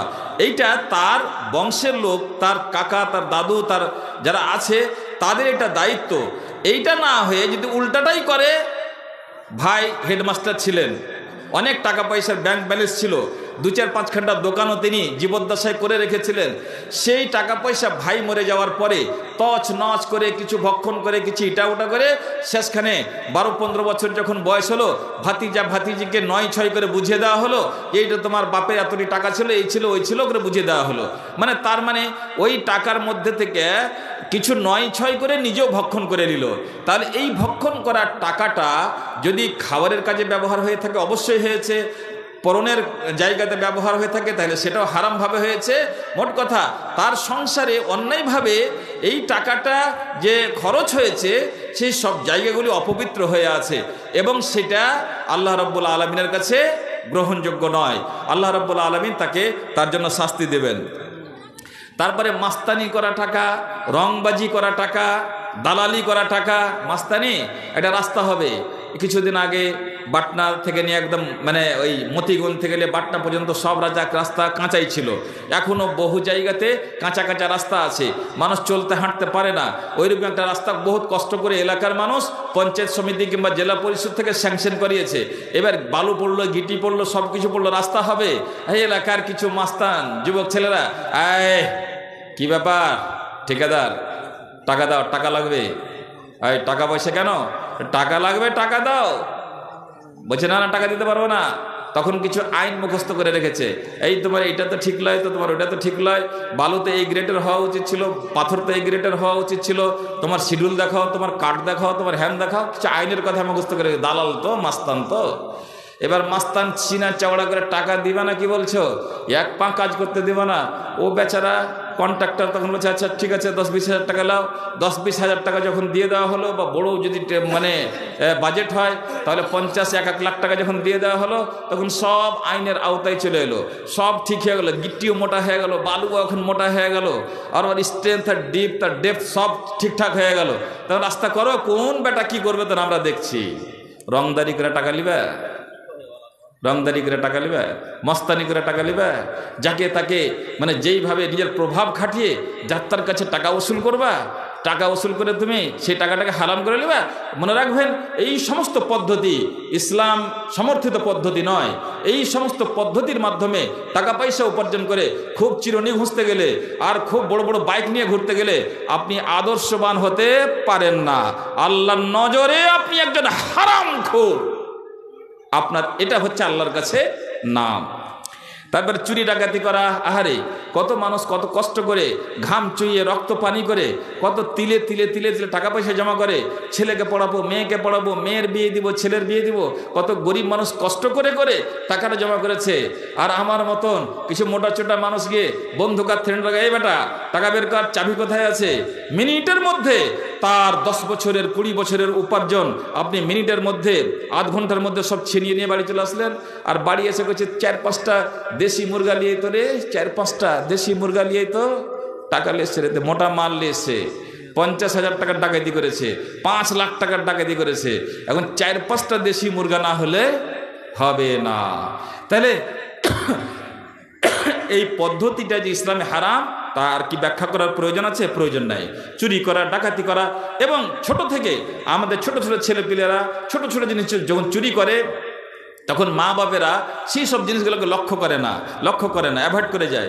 অনেক সময়তে অনেক মা বাবাকে ভালোও লাগে, একটা ডিম চুরি করলে এসছে, কাউরির পুকুর থেকে মাছ চুরি করলে এসছে, দেখবে কেউ না দেখে বেটা, তাড়াতাড়ি তাড়াতাড়ি কেউ যেন না দেখে বেটা। তুমি বলতে পারলে না, এই তুমি কোথা থেকে মাছটা ধরে নিয়ে এসো, এই মাছ তো ঠিক নয়, এটা তো হারাম, এটা তুমি যার মাছ তার কাছে ছেড়ে আসো, এই ডিমটা কোথা থেকে আনলে, খবরদার তোমার গালে থাপ্পড় দেবো, এইসব কথা না। চুরি করতে হয় না বেটা, এসব কথা না। আর সেই সময়তে যদি ডিমওয়ালা কিংবা মাছওয়ালা এসে হাজিরও হয়ে যায়, যে এখানে একটা ছেলে তোমার বাড়ি এলো, আরে আমার ডিম নিয়ে পালিয়ে এসছে, কিংবা আমার পুকুর থেকে মাছ নিয়ে পালিয়ে এসছে, তখন সেই মা বাবারা আড়ের মতন ষাঁড়ের মতন তার সাথে ঝগড়া করে। আমার বেটা ফের চোর নাকি মনে করছে তুমি, আমার বেটি তোমাকে চোর লাগছে যে তোমার ডিম চুরি করতে যাবে, তোমার মাছ চুরি করতে যাবে। পক্ষপাতিত্ব শুরু করলে এই করতে করতে সমাজে চোর সৃষ্টি হয়। চোর সৃষ্টি হওয়ার মেলা কারণ আছে, যেই কারণেই থাক না কেন, চোরের রাস্তা, চুরির রাস্তা এটা ভালো রাস্তা নয়। যা তারপরে ধার নিয়ে অস্বীকার করা। অনেক মানুষ বিপদে পড়ে দোষ বন্ধু কিংবা চলাচলের মাধ্যমে কিংবা কোনো গ্রামের ভালো মানুষের কাছে গিয়ে নিজের দুঃখের কথা বলে, ধার নিয়ে নেয়। ধার যেমনি পাওয়া তেমনি ঘাড় মোটা হয়ে গেল। আরে ধারটা দাও না, যে টাকাটা দাও না, দিচ্ছি, থামো, এই মাসে দিব, ওই মাসে দিব, ডিসেম্বরিতে দিব, জানুয়ারিতে, করতে করতে করতে 4-5-7 বছর হয়ে গেছে। বেচারা যে টাকাটা ধার দিয়েছে তার খুবই প্রয়োজন, খুবই হাত পা ধরাধরি করছে, আমার টাকাটা দাও, দেয় না। তারপরে এখন ও মানে শক্তিশালী হয়েছে সমাজে, তার কিছু মানে এখন মানে গ্রাম পঞ্চায়েতের মেম্বার হয়ে গেছে কিংবা মেম্বারের চালা হয়ে গেছে, খুব দাপট হয়ে গেছে। যে ওই তোর কাছে কে টাকা নিয়েছে, রোজ ভ্যাক করছিস, তোর কাছে কে টাকা নিয়েছে? টাকা নিয়ে অস্বীকারই করে দিলে।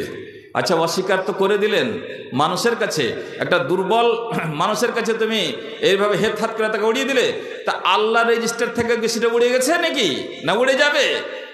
এবং সেই টাকা নিশ্চয়ই তোমার সংসারে খরচ হয়েছে, সেই টাকার কিছু অংশ তোমার পেটে গেছে, কিছু অংশ তোমার শরীরে কাপড় পোশাকের রূপে আছে, সেই টাকা দিয়ে আরও অনেক জিনিস তুমি তৈরি করে রেখেছো। এই সব জায়গাতে হারাম যুক্ত হয়ে আছে, এবং সেই হারামের সিস্টেমের মাধ্যম দিয়ে তোমার ইবাদত, বান্দেগি, দোয়া কোনো জিনিস আল্লাহর কাছে গ্রহণযোগ্য হবে না। এটা তো হবে না, এটা তো কম বড় ক্ষতি। তার চাইতে বড় ক্ষতি হলো আল্লাহ তাআলা অসন্তুষ্ট হয়ে তোমাকে জাহান্নামে ঢুকিয়ে ছাড়বে। তারপরে হারাম জিনিসের ব্যবসা করা, যেই কোনো হারাম জিনিসের ব্যবসা করা যাবে না। এই ব্যাপারে শরীয়তের একটা নিয়ম হলো, যেটা মূলত হারাম সেই কাজের ব্যবসা হারাম, সেই কাজে কোনোভাবে সাহায্য করা হারাম।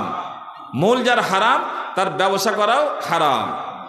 কিন্তু বড় পরিতাপের বিষয়, বহু ব্যবসা এমন আছে যা আমাদের জানা যেটা হারাম, তারপরও আমরা সেটা করি। যেমন কেউ যদি গান বাজনার ভিডিও ক্যাসেট, অডিও ক্যাসেটের একটা দোকান দিয়ে দেয়, তাহলে গান বাজনা হারাম, তাহলে ওর ব্যবসা করাও হারাম। দিব্যি সে ক্যাসেটের, অডিও ভিডিও ক্যাসেটের একটা দোকান দিয়ে নিজের সংসারটা চালাচ্ছে। আর একজন ব্যক্তি পানের একটা দোকান দিয়ে রেখেছে, এবং পানের দোকান মানেই হচ্ছে যে 1000-এ 2-5টা লোক মিষ্টি পান খায়, বাকি বেশিরভাগ লোক জর্দা দিয়ে পান খায়, যেটা শরীয়তে হারাম। সেই রকম একটা দোকানের মাধ্যমে পুরো সংসারটাকে চালায়, তাহলে সেটাও হারাম। কোনো মানুষ বেড়ির কারখানায় কাজ করছে, কিংবা আজকাল আমাদের সমাজে, আগে ছিল না, আল্লাহ তাআলা এই এলাকাটাকে আগে রক্ষা করেছিল, হেফাজত করেছিল, এখন কিন্তু আস্তে আস্তে অনেক গ্রামের মা বোনেরা বেড়ি বাঁধতে চালু করে দিয়েছে। তাহলে বেড়ির মূল যেটা হারাম, সেই জিনিসের ব্যবসা হারাম, তাতে কোনোভাবে জড়ানো হারাম, এবং তার কোনোভাবে সাহায্য সহযোগিতা করা হারাম। আমরা খুব আকুলে আবেদন করব ওই সমস্ত ভাইদের, বাবাদের, যারা নিজের বাড়িতে কোনো না কোনোভাবে হারাম বিজনেসকে জায়গা দিয়েছেন, সে আল্লাহর কাছে তওবা করে আপনার বিজনেসটাকে পবিত্র এবং পরিচ্ছন্ন করুন, নইলে আপনার ইবাদত বান্দেগী সবই সর্বনাশ হয়ে যাবে। এবং মা বোনেরা, আপনারা ভালো থাকতে থাকতে আবার বিড়ি বাঁধার কাজ কেন শুরু করলেন? আল্লাহর উপরে ভরসা রাখুন। আপনার সংসারে যদি কোনো সমস্যা থেকে থাকে, আল্লাহর কাছে তার সমাধান চান, এবং আল্লাহ নিশ্চয়ই যারা আল্লাহকে দেখা ভয় করে, তার আল্লাহ তাদের জন্য কোনো না কোনো রাস্তা বের করে। এই কি কথা হলো? যারা খুব সুখে, যারা খুব দুঃখে, সবাই মিলে ঝাঁপিয়ে পড়লেন এবং বিড়ি বাঁধার কাজ চালু করে দিলেন। মনে রাখবেন, বিড়ি যেমন হারাম, তেমন বিড়ির ব্যবসা করা হারাম। যারা বিড়ি বাঁধছেন, সেই বেঁধে টাকাটা যে উপার্জন করছেন, এবং ওই টাকা দিয়ে ছেলেকে মেয়েকে মিষ্টি খাওয়াচ্ছেন, আম্মা পাড়া, সিফারা, কায়দা, স্কুলের ফিস দিচ্ছেন, সবই হারাম। আমাদেরকে অতি সত্বর তওবা করে নিজের জীবনটাকে পরিচ্ছন্ন করতে হবে, নিজের জীবনটাকে হারাম থেকে মুক্ত করতে হবে। শরীরের অঙ্গ প্রত্যঙ্গ বিক্রি করা হারাম, শরীরের অঙ্গ প্রত্যঙ্গ বিক্রি করা হারাম। আজকাল কেউ কিডনি বিক্রি করছে, বা শরীরের অঙ্গপত্র, আজকের মডার্ন যুগে বিভিন্ন জিনিসের পার্টস এক্সচেঞ্জ করা হচ্ছে এবং অর্থ উপার্জনের জন্য করা হচ্ছে। আবার কাউকে বাধ্য করে, চুরি করে, শোষণ করে কাউরির কিডনি বিক্রি করা হচ্ছে। একটা ছোট বাচ্চা রাস্তা থেকে কিডন্যাপ করে নিয়ে যাওয়া হলো, এবং তার কিডনি বের করে বিক্রি করে দেওয়া হলো। তাই নিজের অঙ্গ প্রত্যঙ্গ বিক্রি করা কিংবা অন্য কোনো মানুষের অঙ্গ প্রত্যঙ্গ বিক্রি করা, দুটোই হারাম, দুটোই হারাম।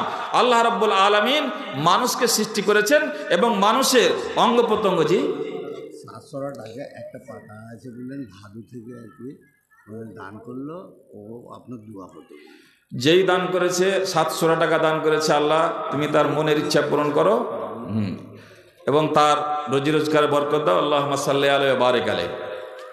তাহলে আমরা বলছিলাম যে শরীরের কোনো অঙ্গ প্রত্যঙ্গ এটা নিছক আল্লাহর সৃষ্টি। আল্লাহ কাউকে বিক্রি করার অনুমতি দেয়নি। আপনি নিজেরটা বিক্রি করেন তাও, কিংবা অন্যেরটা জবরদস্তি কিডন্যাপ করে, ছিনতাই করে বিক্রি করেন, তবু সেটা দুটোর মধ্যে কোনোটাই চলবে না।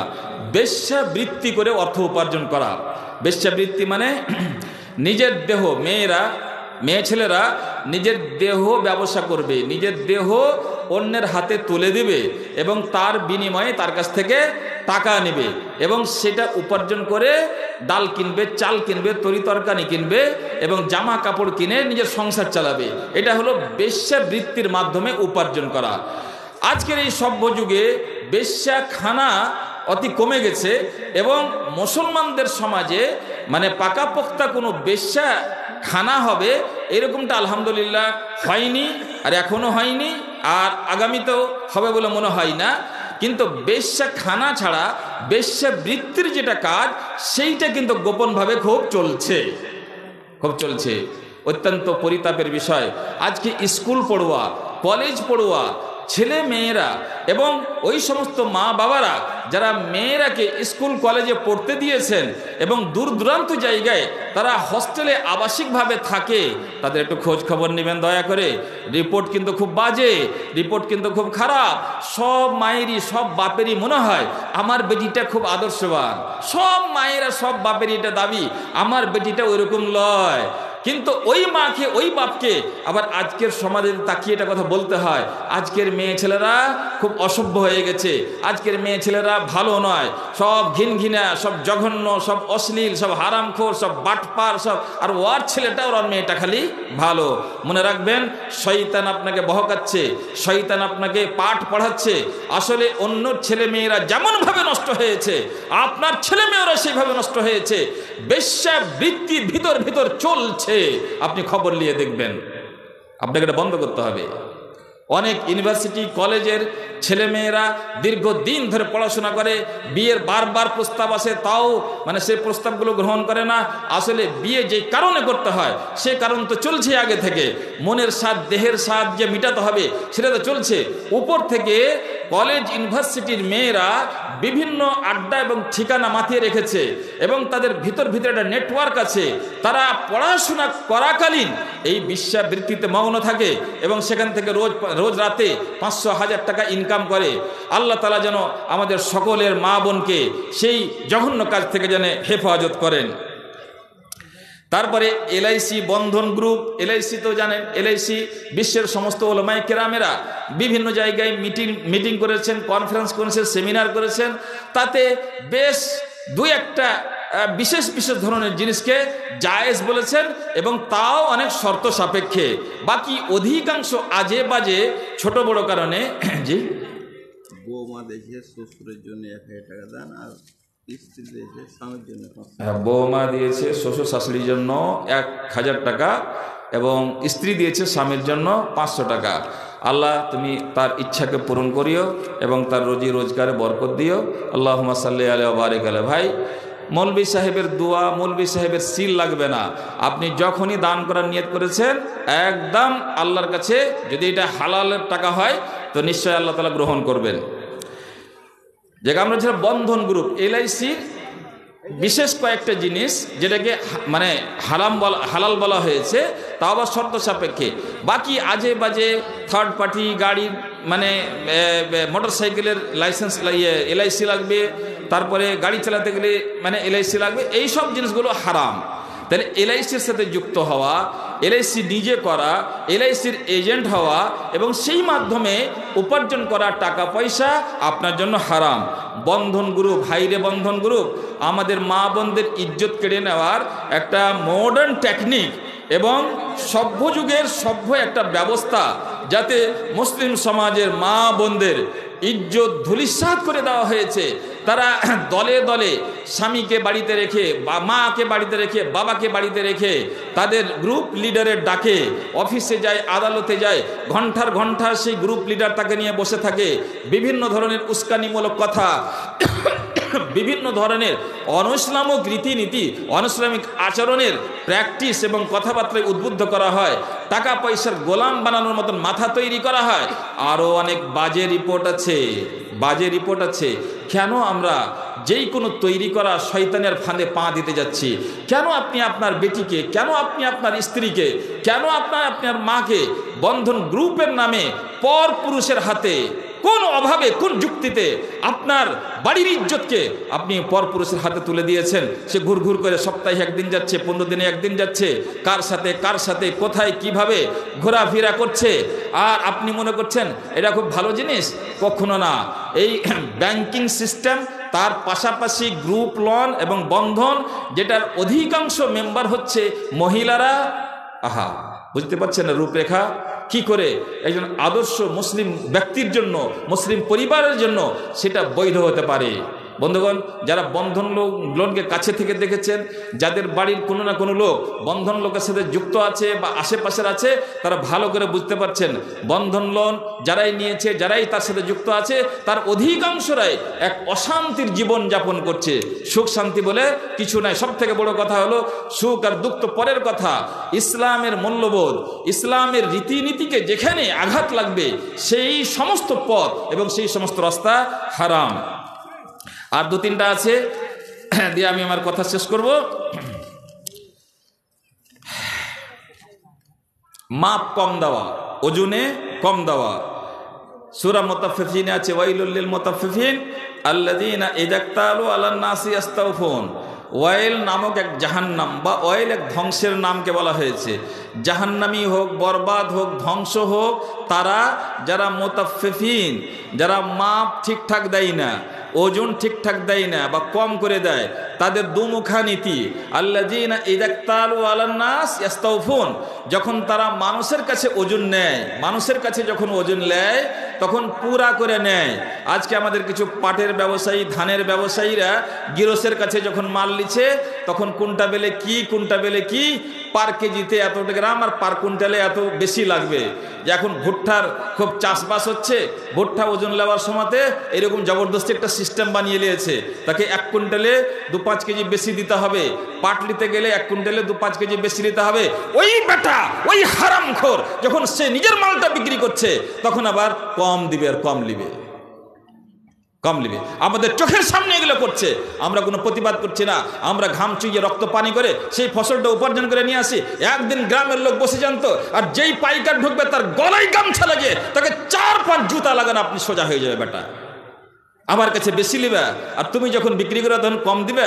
তোমার মালবাড়ি বলেছে, তোমার বাপ বলেছে, তুমি তৈরি করছো নিয়ম, জুলুম এবং অত্যাচার করার জন্য, শোষণ করার জন্য তুমি বাড়িতে বসে বসে নিয়ম বানাচ্ছ। আল্লাযীনা ইযা ইক্তালু আলান নাসি ইস্তাওফুন, যখন সে মানুষের কাছে ওজন নেয় তখন বেশি বেশি করে পুরিয়ে পুরিয়ে নেয়।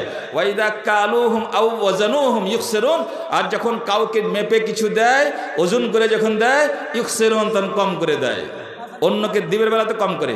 আজকে বড় পরিতাপের বিষয়, হিন্দু মুসলিম নির্বিশেষে মানে 90% দোকানদারদের যে তারাজুটা আছে তাতে ভজকট করা আছে, কোনো হিসাব কিতাব করা আছে। প্রত্যেক কেজিতে 200 মানে 2-5 গ্রাম 10 গ্রাম কি করে কম করতে হবে তার সেটিং করতে শিখেছে তারা। ইলেকট্রনিক যেগুলো তারাজু সেগুলো তো, এবং অন্যান্য যে সিস্টেমের তারাজুগুলো আছে তাতে কেজিতে 10-5 গ্রাম কি করে কমাতে হবে তারা জানে। আমাদের দেশে অনেক পেট্রোল পাম্প আছে, পেট্রোল ব্যবসায়ী হয়েছেন, আমি সবারই কথা বলছি না, তাহলে তাদের মুখ থেকেই শোনা, তাদের অধিকাংশরাই পার লিটারে কিছুটা পেট্রোল বাঁচাতে হবে কি করে, তারা হায়ার লেভেলের ইঞ্জিনিয়ারকে ডেকে তারা মানে যোগ সাজস করে। আহা, দেশের কি ব্যবস্থা! মানে পেট্রোলিয়ামের যে ডিপার্টমেন্ট তার যেটা মানে হায়ার লেভেলের যারা ইঞ্জিনিয়ার তারাকে ডেকে তাদের সাথে পরামর্শের ভিত্তিতে পার লিটারে পেট্রোল কি করে কমানো যাবে সেটা করে দেয়। আর এটা তাদের জানা, তারাকে কিছু টাকা পয়সা দিলে ওটা ম্যানেজ হয়ে যায়। আর কার ঘাড়ের উপর দিয়ে যায়? পাবলিকের ঘাড়ের উপর দিয়ে যায়। দিনে যদি 2000 লিটার পেট্রোল বিক্রি করে তাহলে সেখানে ধরুন তার 100 লিটার পেট্রোল বেঁচে গেল, বা 100 লিটার পেট্রোলের দামই ফকটে পেয়ে গেল। এইভাবে করো বাবা, তুমি খুব হুঁশিয়ার, তুমি খুব পণ্ডিত, তুমি যদি মুসলিম হও, পেট্রোল পাম্পের মালিক হও, আর এইভাবে যদি তুমি অর্থ উপার্জন করে থাকো তাহলে তোমার সে টাকার ফুটানি, তোমার সে টাকার বিরিয়ানি, তোমার সে টাকার সেহরি আর ইফতারি। পেট্রোল পাম্পের মালিক তো ওর বাড়িতে ইফতারির জাপ হতে যায় দেখেন 30-40 রকমের খালি খাবার, 30-40 তোমার টাকা না তোমার বাপের টাকা? মানুষের রক্ত শোষণ করে হারামের উপার্জন করেছে তো 30-40 রকমের ইফতারির ব্যবস্থা করেছো। সেহরিতে 101 আইটেম, এই কাপড় মানে 101 কাপড় পরে ঈদগাহে যাবে, 101 কাপড় পরে জুমার নামাজ পড়তে যাবে, মানুষকে খুব দেখিয়ে নাও, কিন্তু আল্লাহ রাব্বুল আলামিনের কাছে যেটা বাস্তব সেটাই তুমি সেই দিন একদিন দেখতে পাবে যে তোমার জীবনে নেকির কোনো অংশ নাই, তুমি শূন্য হাতে খালি হাতে আল্লাহর সামনে অপরাধী হয়ে তোমাকে যেতে হবে। সুতরাং যেই সমস্ত ভাইয়েরা কোনো না কোনো বিজনেসের সাথে জড়িয়ে আছেন এবং তারা মানে মাপে কোনো ভুলভাল করছেন, ওজনে কোনো ভুলভাল করছেন, জারি ভুলের কারণে হোক এবং যেই কোনো শয়তানি চক্রান্ত হোক, আজ থেকে তওবা করে সেটাকে সংশোধন করে নেবেন। তাহলে হাস্য কৌতুকের মাধ্যমে অর্থ উপার্জন করা, কেউ যাত্রা করে, কেউ গান করে। আর আজকাল যে আপডেট ভার্সন হয়েছে সেটা হয়েছে আপনারা দান খায়রাত করতে থাকুন ভাই, এটা ওয়াজ নসিহতেরও মজলিস এবং দান খায়রাতেরও মজলিস। আপনারা দান খায়রাত করতে থাকুন। আপনারা যেই উদ্দেশ্যে নিয়াত করে বাড়ি থেকে বেরিয়েছেন আল্লাহ তাআলা সব জানে, আপনাদের দান নষ্ট হবে না। শর্ত হলো যদি সেটা হারামের না থাকে, হালালের থাকে, তো নিশ্চয়ই আল্লাহর কাছে গ্রহণ হবে। হাস্য কৌতুকের মাধ্যমে টাকা পয়সা উপার্জন করা, হাসির মহফিল লেগেছে। আজকে আপডেট ভার্সন কি হয়েছে, টিকটক ভিডিও, ইউটিউবের ব্যবসা খোলা, অনেকে ইউটিউবার হয়েছে। আর আস্তে আস্তে আস্তে আস্তে গাঞ্জি, জামা, প্যান্ট, জাঙ্ঘা, কাচ্ছা সব খুলে ফেলে দিয়েছে। মেয়েরাও, আমাদের শেরশাবাদী মেয়েরাও মানে 101 নাটক টিকটক ভিডিওতে দিয়েছে, ভিউ অনেক পাবে। তারপরে ইউটিউব ম্যানেজিং কমিটির পক্ষ থেকে তাকে কিছু টাকা পয়সা দেওয়া হবে।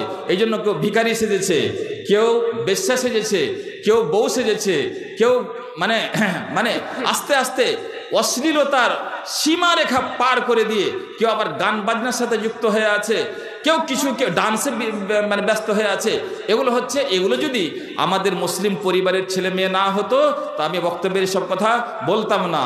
কিন্তু আমরা জানি, তার নামে, তার ভাষায়, তার ভঙ্গিমায় জানতে পারছি এইসব ছেলেরা, এইসব মেয়েরা, যুবকেরা, যুবতীরা মুসলিম পরিবারের সাথে তাদের সম্পর্ক, এবং তারা মুসলিম ঘরের ছেলে মেয়ে, এবং তারা টিকটকে নেমেছে, অশ্লীলতা নেমেছে, বেহায়াপনাতে নেমেছে, এই উদ্দেশ্যে, এই আশাতে যে সেখান থেকে কিছু অর্থ আমি পাবো। সুতরাং বন্ধুগণ, এই সমস্ত জিনিস থেকে আমাদেরকে অ্যাভয়েড করতে হবে। খেলাধুলা, আজকে খেলাধুলা যেগুলো পরিবেশ হয়েছে, খেলাধুলার দুটা ব্যাখ্যা মনে রাখবেন। এক, খেলা তো এমন যা সমূলেই হারাম, গোড়া থেকেই হারাম। যেই সমস্ত খেলাধুলা গোড়া থেকেই হারাম, সেই খেলাধুলা করে আপনি ডিস্ট্রিক্ট চ্যাম্পিয়ন হবেন, আপনি স্টেট লেভেলের চ্যাম্পিয়ন হবেন, কিংবা ন্যাশনাল, ইন্টারন্যাশনাল চ্যাম্পিয়ন হবেন, লক্ষ লক্ষ কোটি কোটি টাকা পাবেন, সেই উপার্জনটাও হারাম। যেই সমস্ত খেলা বৈধ, যেমন ফুটবল, যেমন ভলিবল, যেমন কাবাডি, যেরকম ক্রিকেট ইত্যাদি ইত্যাদি, এই সমস্ত জিনিস যদি শরীর চর্চার উদ্দেশ্যে করা হয় তাহলে অবশ্যই সেটা হারাম নয়, হালাল। কিন্তু পদ্ধতিগতভাবে সেটা হালাল জিনিসও আবার হারাম হয়ে যায়। কেমন? ফুটবল খেলতে লেগেছে, দিনকে দিন আজান হচ্ছে, তারপর নামাজ হয়ে যাচ্ছে, খেলা বন্ধ হচ্ছে না, আসর হলো খেলা বন্ধ হচ্ছে না, মাগরিব হলো খেলা বন্ধ হচ্ছে না। এইভাবে ভলিবলের ম্যাচ চলছে, সকাল থেকে চালু হয়েছে, জোহর আসর সব খেলোয়াড়েরা এবং খেলার ওখানে উপস্থিত সমস্ত তামাশা বিন যারা, সকলেই তাদের ব্যস্ত আছে। পদ্ধতির কারণে এবং নামাজকে পাশে রেখে দিয়ে যেহেতু এই খেলাতে ব্যস্ত হওয়া হয়েছে, এই জন্য এই খেলাটা এখন হারাম হয়ে গেছে, এবং এর মাধ্যমে উপার্জিত টাকা পয়সা এটাও হারাম হবে। আজকাল তো দিনের খেলার বালা মুসিবতে হারিয়ে গেছে। ফুটবল খেলতে গেলেও রাতে হবে, ভলিবল খেলতে গেলেও রাতে হবে। আর যারা ক্রিকেটার বাবুরা, তারা তো তওবা করে নিয়েছে, আর দিনে ক্রিকেট খেলবো না। যদি ক্রিকেটের ম্যাচ খেলতে হয় তো রাতেই খেলতে হবে। আর রাতেও ফের কখন মাগরিব হচ্ছে তাও শুরু করে না, এশার হচ্ছে তাও শুরু করে না। তারপরে যখন একটু বেশি রাত হচ্ছে তখন থেকে নিয়ে কুকুর শ্রীগালের মতন, কুকুর শ্রীগাল যেমন রাত্রে ঘুমাই না, বিশেষ করে শিয়াল ঘুমাই না রাতে, খালি ইয়ারবার খুল্লাতে দৌড়িয়ে বেড়ায়, তেমনই এই ক্রিকেটার বাবুরা সারা রাত গুনিলা দৌড়িয়ে বেড়াচ্ছে, সারা রাত ক্রিকেট খেলছে। একদম ফজরের নামাজ আজান হচ্ছে তখনও চলছে, একদম সূর্য উঠবো হয়ে যাচ্ছে, অনেক সময় তখন পর্যন্ত সেই ম্যাচ ডিলে করে চলে যাচ্ছে। এই সমস্ত সন্তানেরা, এই সমস্ত সন্তানের মাতা পিতারা, তার অভিভাবকেরা এটা জানে যে আমার ছেলে এখানে বসে আছে, এবং দর্শকের দল তো একটা আছে, সবাই মিলে যৌথভাবে সামাজিকভাবে আল্লাহর বিধানকে অপমান করেছে, তারা নামাজকে অপমান করেছে, আজানকে অপমান করেছে, ইসলামী সংস্কৃতি সভ্যতাকে অপমান করেছে, আর সেখান থেকে কিছু টাকা উপার্জন করে আসছে। শেষ পয়েন্ট, বক্তব্যকে পেশা বানিয়ে নেওয়া। কিছু বক্তা আছে বক্তব্যের জগতে, তাদের একটাই লক্ষ্য উদ্দেশ্য, বক্তব্য দিলেই আমি টাকা পাবো, বক্তব্য দিলেই আমার একটা উপার্জন হবে, এবং বক্তব্য দিয়ে মানুষকে দিন শেখানো হবে কি হবে না, তারা কিছু উপকৃত হবে কোনোভাবে, সেই বিষয়টা তার কাছে কোনো গুরুত্বপূর্ণ বিষয় থাকে না। শুধু একটাই তার লক্ষ্য থাকে যে বক্তব্যের মাধ্যমে আমি টাকা পয়সা কি করে উপার্জন করব। এই উপার্জনটাও হারাম। তবে বক্তব্যের জন্য যেই সমস্ত আলেম ওলামারাকে নিয়ে আসা হয়, তাদের প্রতিও অনেক জায়গায় অনেক ক্ষেত্রে জুলুম হয়, তাদেরও অনেক সময় অসম্মান হয়ে যায়। তাহলে উভয় পক্ষ থেকে বাড়াবাড়ি হয়। যারা আলেম ওলামারাকে, যারা টাকা পয়সা চাই না বা টাকা পয়সার জন্য কোনোদিন কোনো কথা বলেনি, কোনো আপত্তি করেনি, তারাকে সুযোগ পেলে খালি হাতও পাঠিয়ে দেয়। তাহলে আসলে বক্তাদের যে আজকাল কিছু বাড়াবাড়ি অভ্যাস তৈরি হয়ে গেছে, এর জন্য কিন্তু সমাজের লোক খানিকটা দায়ী। তার মানে এটা নয় যে বক্তার দুধের ধোয়া, বাড়াবাড়ি কিন্তু দুই পক্ষ থেকে হচ্ছে। আল্লাহ তাআলা যেন দুই পক্ষকে সুবুদ্ধি দান করেন, আমরা যেন আলেম ওলামাদের যথাসাধ্য শ্রদ্ধা করতে শিখি এবং তার সুবিধা অবুধে বুঝি, তাকেও আর্থিকভাবে সাপোর্ট করি, সাহায্য সহযোগিতা করি। আর আমরা যারা বক্তা, তারাকেও নিজের নফসের উপরে কন্ট্রোল রাখা উচিত যে আমি আল্লাহর পথে বেরিয়েছি, আমি কোরআন হাদিসের আলোচনা রাখবো, মানুষও হেদায়াত পাবে এবং সেই সুবাদে যদি আমার আর্থিকভাবে কোনো উপকার হয়, তাহলে আমার ঘর সংসার বউ বাচ্চা আছে, সেখানে হয়তো কিছুটা আমার হেল্প হবে। সেই রকমও নিয়াত খারাপ নয়, কিন্তু নিয়াতে প্রাধান্য যে জিনিসকে দিতে হবে সেটা হবে কোরআন হাদিসের ব্যাখ্যা বিশ্লেষণ করে, ওয়াজ নসিহত করে মানুষকে দ্বীনের কথা শেখাবো। যাই হোক বন্ধুগণ, আমরা অনেক কথাই বলতে পারলাম, অনেক কথাই বলতে পারলাম না। আবার মুখ্য কথাটা স্মরণ করিয়ে আমি আপনাদের কাছ থেকে বিদায় হব। সেটা হচ্ছে, আপনি যেই কোনো উপায়ে যদি আপনি আল্লাহকে নিজের রব মেনে থাকেন, আল্লাহকে নিজের খালিক মালিক মাবুদ মেনে থাকেন, আল্লাহকে যদি নিজের কল্যাণ অকল্যাণের মালিক মনে করে থাকেন, আপনি যদি বিশ্বাস করেন যে আপনি যতই বাহাদুর হন না কেন, আপনাকে একদিন খালি হাতে নিঃস্ব হয়ে আল্লাহর সামনে দাঁড়াতে হবে এবং সেখানে সমস্ত জিনিসের হিসাব কিতাব দিতে হবে। একটা হাদিস মনে পড়লো যে আল্লাহর নবী বলছেন, লা তাজুলা কাদামা আবদিন ইয়াউমাল কিয়ামতে, কোনো বান্দার কোনো পা কিয়ামতের দিন অতক্ষণ পর্যন্ত হিলাতে দেবে না। আল্লাহ তাআলা কোনো বান্দাকে অতক্ষণ পর্যন্ত এক পা হিলতে দিবে না যতক্ষণ পর্যন্ত হাত্তা ইউসআলা আন আরবাইন, যতক্ষণ পর্যন্ত তাকে 4টা জিনিসের সওয়াল প্রশ্ন করা হবে আর তার উত্তর না দিবে। যতক্ষণ পর্যন্ত 4টা জিনিসের উত্তর না দিবে অতক্ষণ এক পা আগে বাড়তে দিবে না। তার মধ্যে প্রথম প্রশ্ন হবে আন উমরিহি ফিমা আফনাহু, তার গোটা বয়সটা, তার জন্মলগ্ন থেকে তার মৃত্যু পর্যন্ত এক এক মিনিট, এক এক মুহূর্ত কোথায় কিভাবে খরচ করেছে, লান্দা ফান্দাগিরি করে বাটপারি করে খরচ করেছে না মানে আল্লাহর সন্তুষ্টি লাভের জন্য কোনোভাবে খরচ করেছে, তার হিসাব কিতাব দিতে হবে। ওয়ান শাবাবিহি ফিমা আবলা, তার যৌবনকাল সেটাকে কোথায় ক্ষয় করেছে। যৌবনকালে বেশিরভাগই মানুষ খালি ইটা ওটা আর পদচ্যুত হয়ে যায় এবং আবেগ তাড়িত হয়ে ভুলভাল সিদ্ধান্ত নিয়ে নেয়। যৌবনকাল বহু মূল্যবান কাল, সেটা আল্লাহ অত্যন্ত সন্তুষ্ট হন একজন যুবকের প্রতি যারা যৌবনকালেও ইসলামী আদর্শকে ধরে রাখতে পারে। তাহলে যৌবনকালের হিসাব দিতে হবে। ওয়ান মালিহি, আর তার মাল ধন সম্পদ সম্বন্ধে এক এক পায়ের হিসাব লাগবে। মিন আইনা ইকতাসাবাহু, কোথা থেকে উপার্জন করেছিল এবং কোথায় সে খরচ করেছে, এক এক পয়সা, এক এক টাকা, এক এক কড়ির হিসাব দিতে হবে।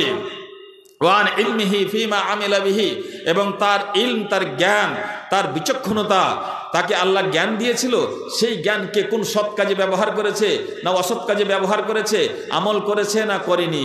তাহলে আপনি কিয়ামতের দিন এক পা আগে বাড়াতে পারবেন না এই 4টা জিনিসের হিসাব না দিয়ে। আপনার বয়স, আপনার যৌবন, আপনার মাল ধন কিভাবে কামাই করেছেন এবং কোথায় খরচ করেছেন, আর আপনার বিদ্যা বুদ্ধি, আপনার বিবেককে আপনি কোন কাজে ব্যবহার করেছেন, তার উত্তর না দিয়ে আপনি আগে বাড়তে পারবেন না। আল্লাহ গো, তোমার কাছে দোয়া করি, আল্লাহ তুমি আমাদের সকলকেই যেই কোনোভাবেই হোক হারাম থেকে বাঁচার শক্তি এবং ক্ষমতা দান করো। আল্লাহ তুমি তৌফিক দাও, আমরা জেনে নিজেকে, নিজের সন্তান সন্ততিকে, নিজের পরিবারকে, নিজের সমাজকে হারাম উপার্জন থেকে, হারাম রুজি উপার্জন থেকে যেন আমরা বাঁচাতে পারি। আসুন আমরা সবাই ঐক্যবদ্ধ হয়ে একটা প্রতিজ্ঞা করি, আমরা যেই কোনো উপায়ে নিজের বা আত্মীয় স্বজনের, পাড়া প্রতিবেশী যেখানে হারামভাবে কোনো জিনিস উপার্জন করা হবে তাকে মা, খালা, বাবা, ধন মানে যেই করে হোক আমরা তাকে বুঝাবার চেষ্টা করব এবং তাকে রুখে দাঁড়াবো যে বাবা রে, তুমি মুসলমান, তুমি আল্লাহর কাছে একদিন যাবে, তুমি এই পথটা ছেড়ে দাও। আল্লাহ তুমি আমাদের বিগত জীবনে হালাল হারামকে কেন্দ্র করে যে বড় ধরনের ভুলভাল হয়েছে, আল্লাহ তুমি সেই সমস্ত জিনিসকে ক্ষমা করে দাও। আমরা কেউ সুদে লিপ্ত ছিলাম, কেউ ঘুষ খেয়েছি, কেউ মদ খেয়েছি, কেউ বিভিন্নভাবে হারামে জড়িয়ে থেকেছি। আল্লাহ তুমি অতি দয়াবান, আমাদেরকে ক্ষমা করে দাও এবং আগামী দিনে সেই সব ভুল থেকে থেকে মুক্ত থাকার তুমি তৌফিক দান করো। আকুলু কওলি হাযা ওয়া আস্তাগফিরুল্লাহ লি ওয়া লাকুম ওয়া লিসাইরিল মুসলিমিন ফাস্তাগফিরুহু ইন্নাহু হুয়াল গফুরুর রহিম। আসসালামু আলাইকুম ওয়া রাহমাতুল্লাহি ওয়া বারাকাতুহু।